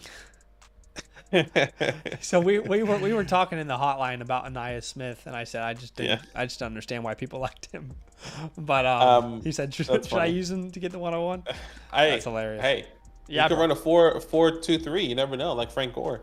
If you know, you know. That's an inside Yeah, joke. But if you know, you know. all right, so quarterback room will look much better in a Superflex league once Yes. we get the likes of whoever it is at the 104, May, Daniels. Can I also say that the 110, the 108, and the 112 are also in play at quarterback for me? No question. A Bo Nix goes in the first, or a Penix, or JJ McCarthy, if one of these guys goes in the first, or even if Spencer Rattler, who played really, really well at the Senior Bowl, I like Rattler. I think he has a lot of growth left. A lot of growth. Not as a person, but as a player. He's got ridiculous arm talent. Just can't read a defense to save his life. But if he goes top 40 pick, early second round, I would even say these second round picks are well in play for a guy like Spencer. Just because I think once we get Mayor Daniels at the 104, I want to add a third name that is unknown in that room. I want 3 quarterbacks I feel okay about, at least. Mm-hmm. He says yes, was definitely hoping to get Nix or JJ at the 110, 112. So that's good. So Okay, that's awesome. Yeah, we definitely agree. I agree on that. I would say, you guys know me, I'm not a big Spencer Rattler fan. Yes, he's played great. He has the talent. I don't know if he can't read a defense now. I'm not sure when he can. And maybe that's just me being harsh, because probably other quarterbacks have done that in the past. 100%. Yeah, a lot of. I mean, we got to give quarterbacks time to grow. But I hear you. Like he's not had the best collegiate career that we were hoping for. I will say this: if he goes in the top 2 rounds, I'm highly reconsidering. But my expectation is a 3rd round or later. I don't think he's risen his stock. Round. Okay, I think he's risen his stock with the draft cap with the Senior Bowl, and if he goes top first 2 rounds, I'll reconsider. I'll reevaluate. Everything I've heard from the Senior Bowl is that he was the best quarterback amongst Penix, Bo. Because from what I understood, Penix, from the reports that I read, is the reason why Spencer Rattler got time, because he wasn't projected to get a lot of time, was because Michael Penix decided not to play and Bo Nix was limited in snaps. Penix was still there the entire week through all the practices. He just didn't play in the actual Senior Bowl. But of course, Spencer stepped in and had, his opportunity. What I'm saying is, this is a ball of clay that, if given to the right person, could mold it into something really, really, really nice. But anyway, point is, we're adding May, we're adding Daniels. Maybe JJ, maybe Bo, maybe Penix, maybe Rattler with these picks that you have. Yeah. So the quarterback room is going to look very good after the draft. Now, running back room, I know this is going to sound crazy. I don't personally feel a huge need to upgrade this room just yet. It's not because I feel great about it, but the reason is because I think Tajay is about to be a starter, and I think Rashawn could also start for his team. If I got 2 guys starting, that's enough for me to say, let me see how the season starts out before I adjust, okay? Now, of course, there's a scenario in which Rashawn isn't actually the starter, or the Titans bring someone in free agency, and then we're like, okay, let's adjust before the season even begins. But if you, in a Superflex league, if you are going to consider running back, I think the 112 is the earliest. The 110, the 112 is the earliest you consider that. I would take a lot of shots on like your Buckies and your Marshawn Lloyds and your Blake Corums with those, 100%. With the 205, the 208, the 210. Yeah. But I don't personally feel like a huge need to go out and get like a superstar. I don't think there is. I think you definitely can take advantage of some people. Team 12 has Bijan Robinson and Saquon Barkley. Team 12. He needs some draft capital. Are you willing to send, your 25 first? It looks like if you have your 25 first, he looks like he might be stacking on 25 and 26 first. Well, I would send my 25 firsts and my 108 and my 110. Yeah, look, and then you have Bijan Robinson that really just solidifies you at the running back room. in that point, because it's going to be hard for him to compete. What if you can send Sorry. the 112? Just quickly, he did send trades, and he just talked about that in the chat. I thought it was probably worthwhile to see these trades. Okay, yeah. So he's received James Conner, Jalen Warren, and 25 first. He sends the 110. He hasn't accepted this. Trade. He hasn't accepted this. He's just these are offers. Yeah. I don't know. I don't hate it. What team is it from though? Because you're Jalen Warren. You're at worst you're getting a trade or a first that might be worth the same. It might be a weaker class. What team is that? West Elks? What's team is that? Mega Flare is the team 7. Team with Jalen Warren, yeah. I don't know, dude. I don't hate that move. He doesn't have any picks in 2024. He's gonna have a much worse running back room after this move. Well, that's why I think if I'm gonna do that, if I'm gonna get a running back room, I'm gonna get a heavy hitter instead of sending my 110. But you're already getting a first in return though. True. And at worst, it's probably the 110. It's probably going to be better looking at this team. I guess if that trade does happen, then can I send my 25 first? Both of those guys for Bijan. Like the thing is, would you rather send 225 first for Bijan, or would you send the 110? I like this move because I just don't see any risk in it. It's not like you're only getting Conner and Warren and you're sending a first round pick in. You're getting a first round pick and those names, and you're sending what you know is a late first. That 25 first could be the 105. You're making his team weaker. You sound like both of voices in my head.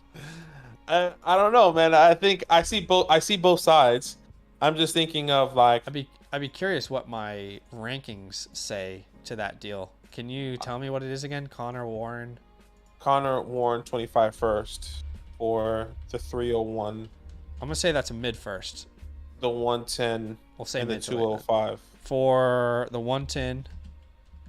The 205, 205, and then 301. We'll have to say mid second and early. I don't think we have third round picks there. Oh, we do 2024 third. I'm curious what my rankings say, but yeah, my rankings say fair trade. I don't know, dude. Like, I kind of like this because, again, I just don't see the risk in this deal. I'm struggling to see where the risk is. I think the 110 is such a high value player in my eyes that maybe that's where I don't want. We've just said if that 110 is Bo Nix, JJ, or Penix.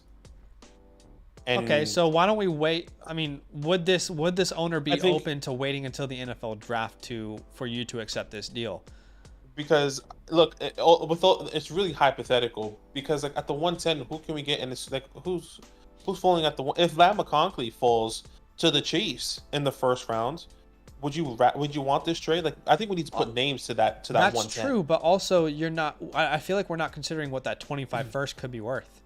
I hear you. Like that, if that 25 first is the 105, like the 105 higher, and you're getting James Conner, Jalen Warren, but you're sending away Ladd McConkey, who hypothetically went to the Bills, who hypothetically went to the Chiefs, who's projected to go at the end of the first right now. You won't find anyone who loves Ladd more than me, but I'm still taking the Conner side of this deal. Because, again, that 25 first will not lose value. Conner and Warren could, but that 25 first is not going to be less valuable this time next year. Yeah, I think for me, it's just difficult when I put names to that 110. And I hear you.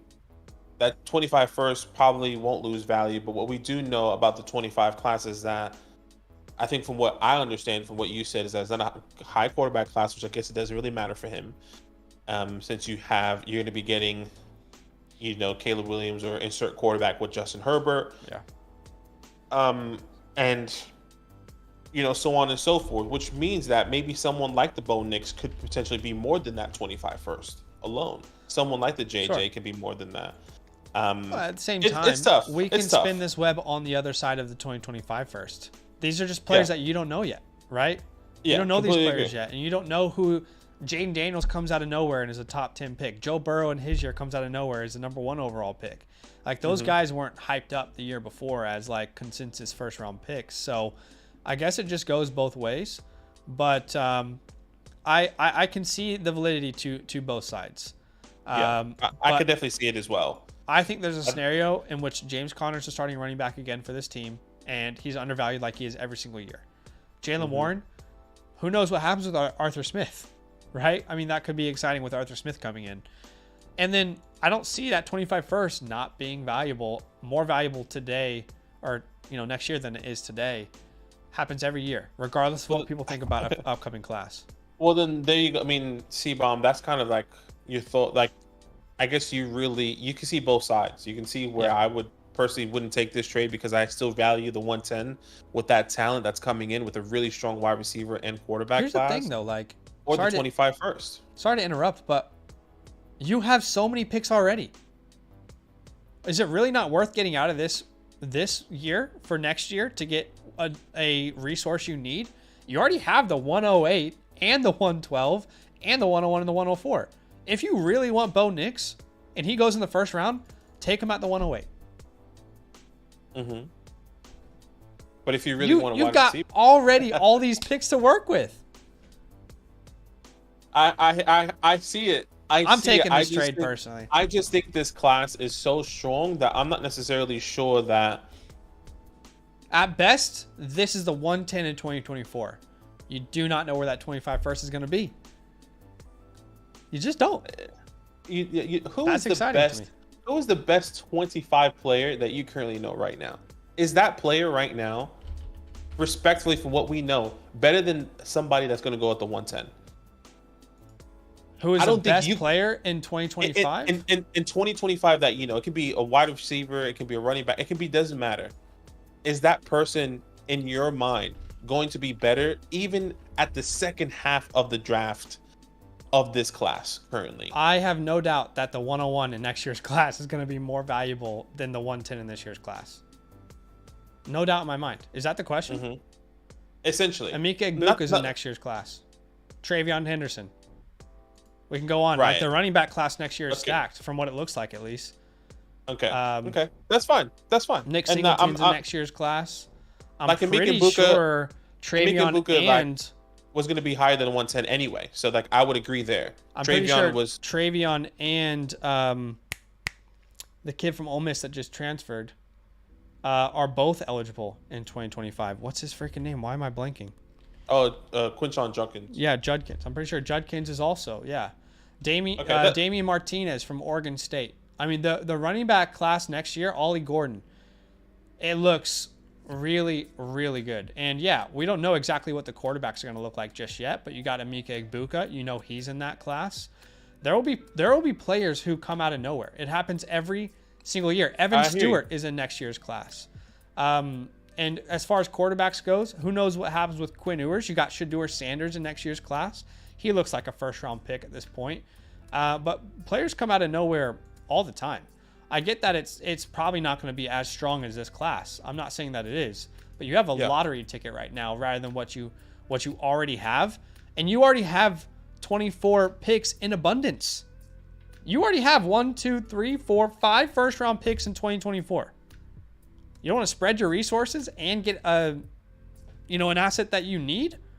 To me, I'll be honest. I am now that I'm talking this through, there's no way I'm not accepting this trade.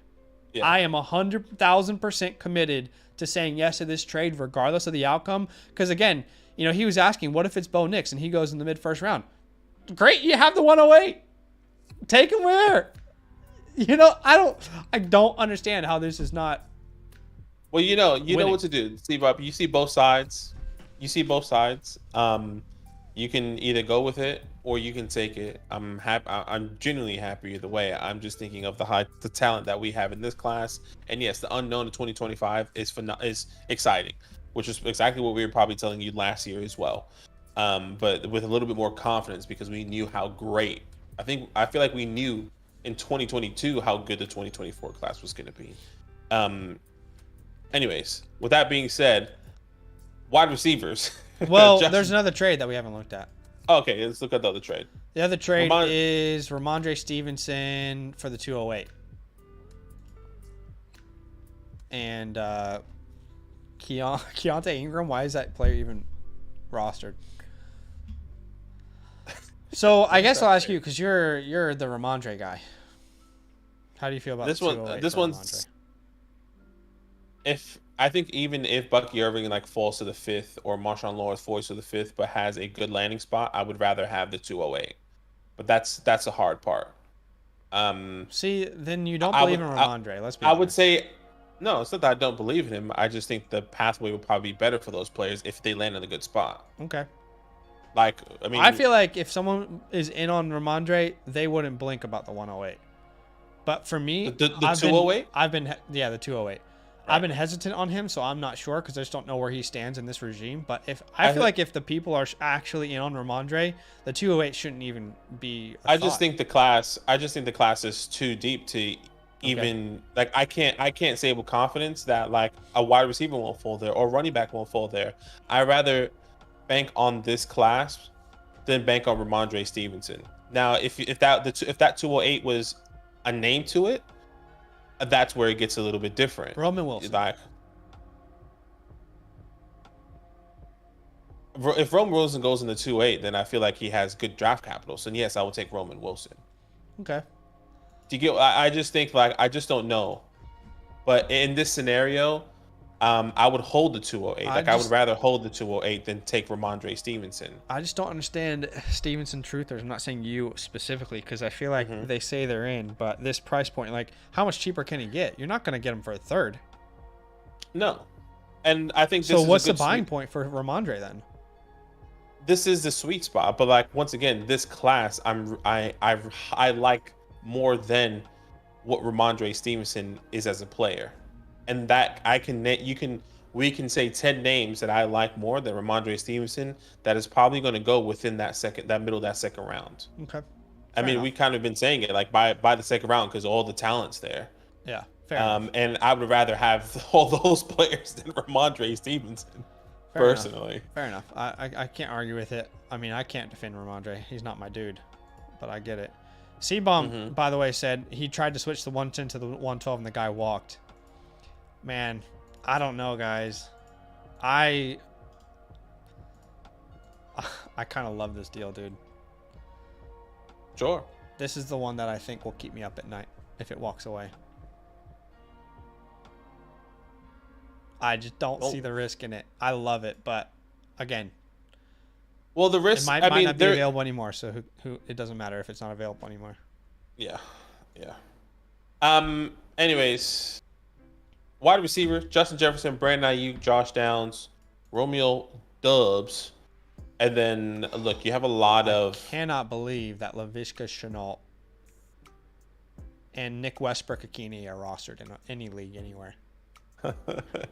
All these guys, I would say Noah Brown. I'll throw Noah Brown in that group as well. But everyone underneath Noah Brown, as far as players you like, as far as players I like, I would say everyone from Tyler Scott below.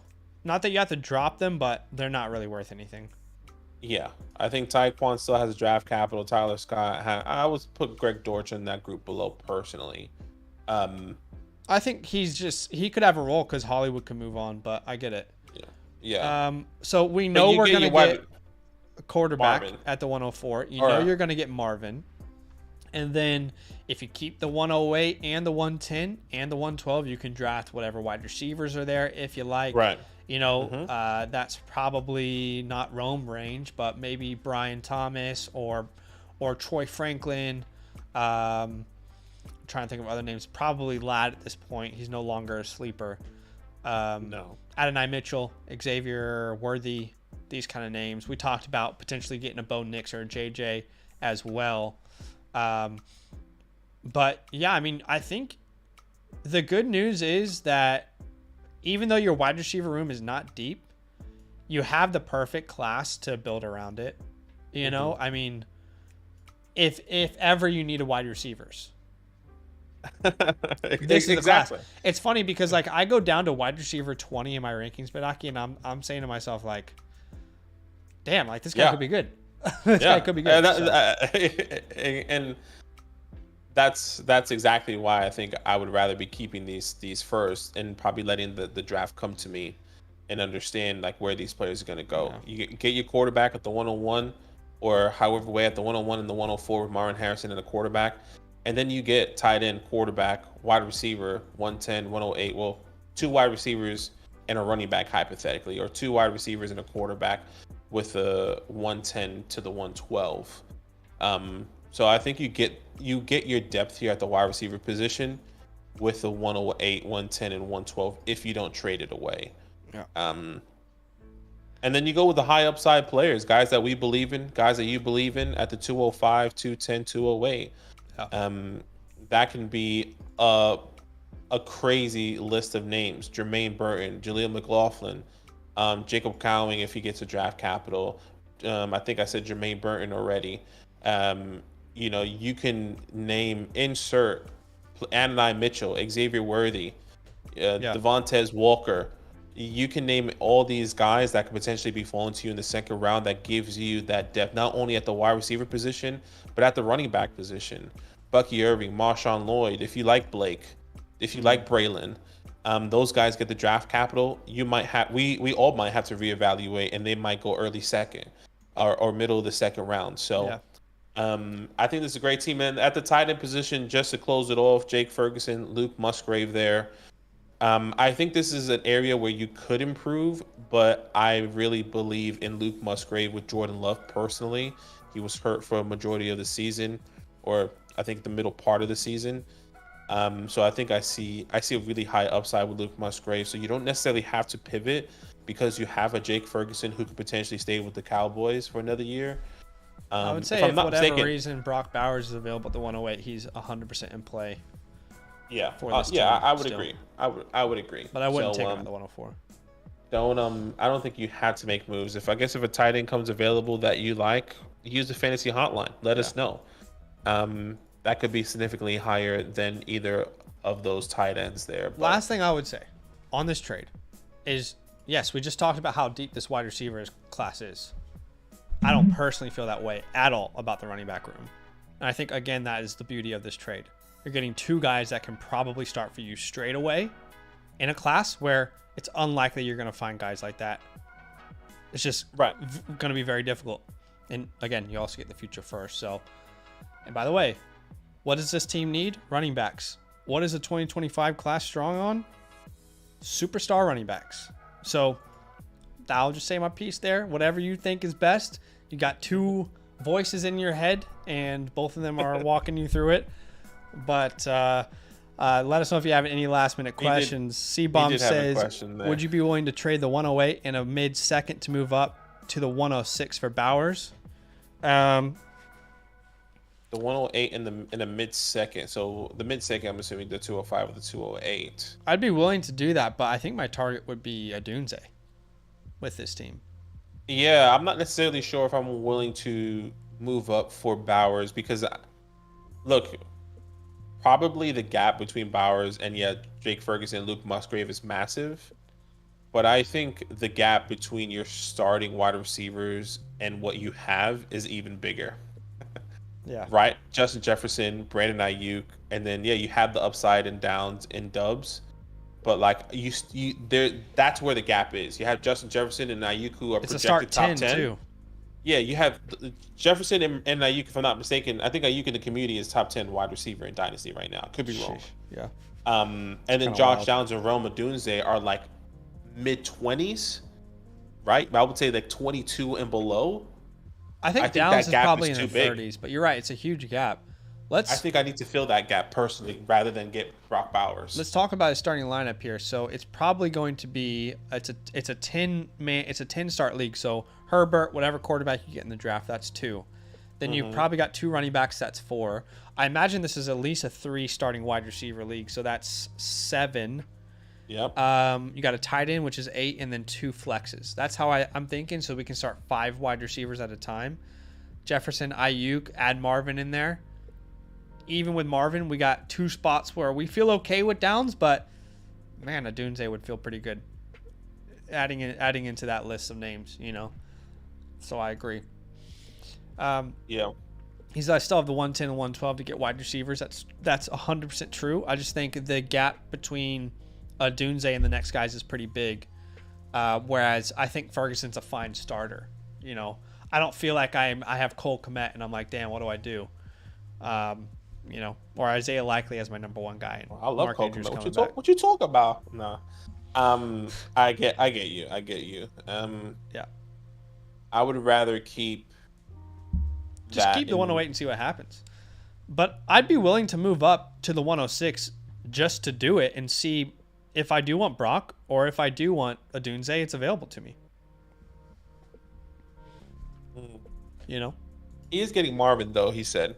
So yeah. Marvin, Jefferson, Ayuk. But you could also get into that higher tier of player in this draft anyway, because he's already got so many freaking picks in this class. Yeah. That's what I'm saying. Like, you have so many picks already. You don't have to use all of them, you know, exactly where they are. Yeah. But I'm just trying to think. I mean, it's a good team. You don't trade those first to get a wide receiver, though. I mean, who can you get? You can't. I don't think you can get it. I would trade the 108 for Rashee Rice, or the 110 or the 112. But I'm not sure you can get that deal done anymore. You could when we talked about it in a video a couple months ago, and people called me a clown, but can't do it anymore. That's just my anger I need to take out in a different avenue. Rashee Rice. I mean, be careful.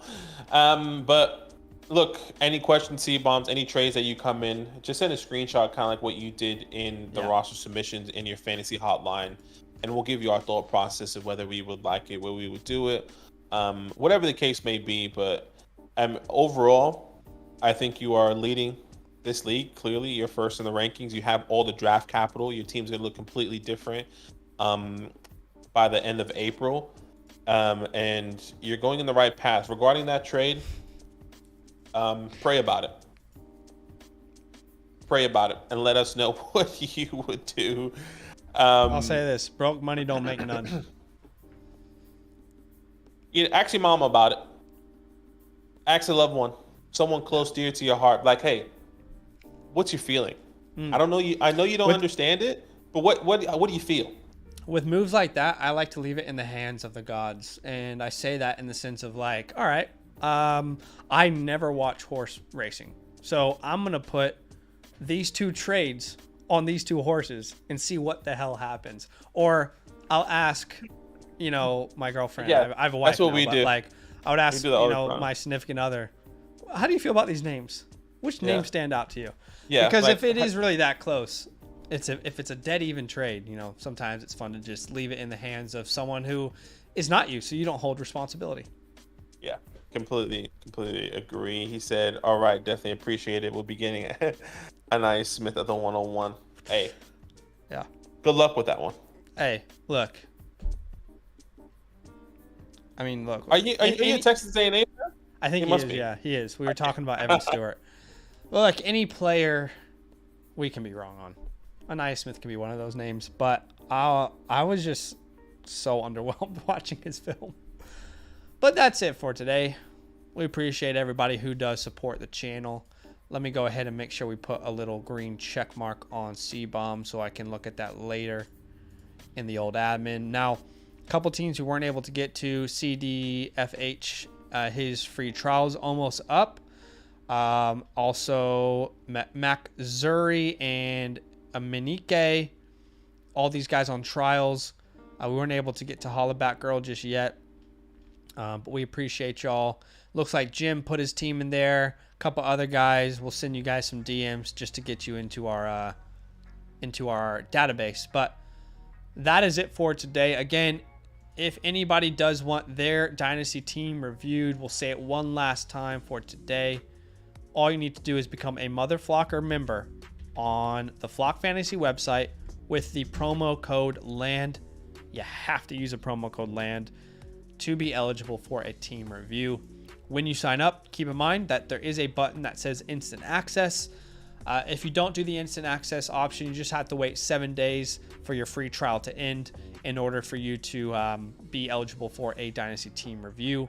But not only do you get a Dynasty team review, you get the rookie report unlocked, which is something that we offer over here breaks down the entire class. There's a whole bunch of new features that we're excited about. Huge PDF. I mean, how many pages is this PDF now, Badaki version 2? 60? I think it's over like 60 pages. Yeah. And it's just going to keep getting bigger as we add more and more players. You also get access to our rankings, the Flock Fantasy Trade Calculator. But that's it for today, guys. We appreciate you. Enjoy the rest of your day. We'll see you tomorrow. All love. Love.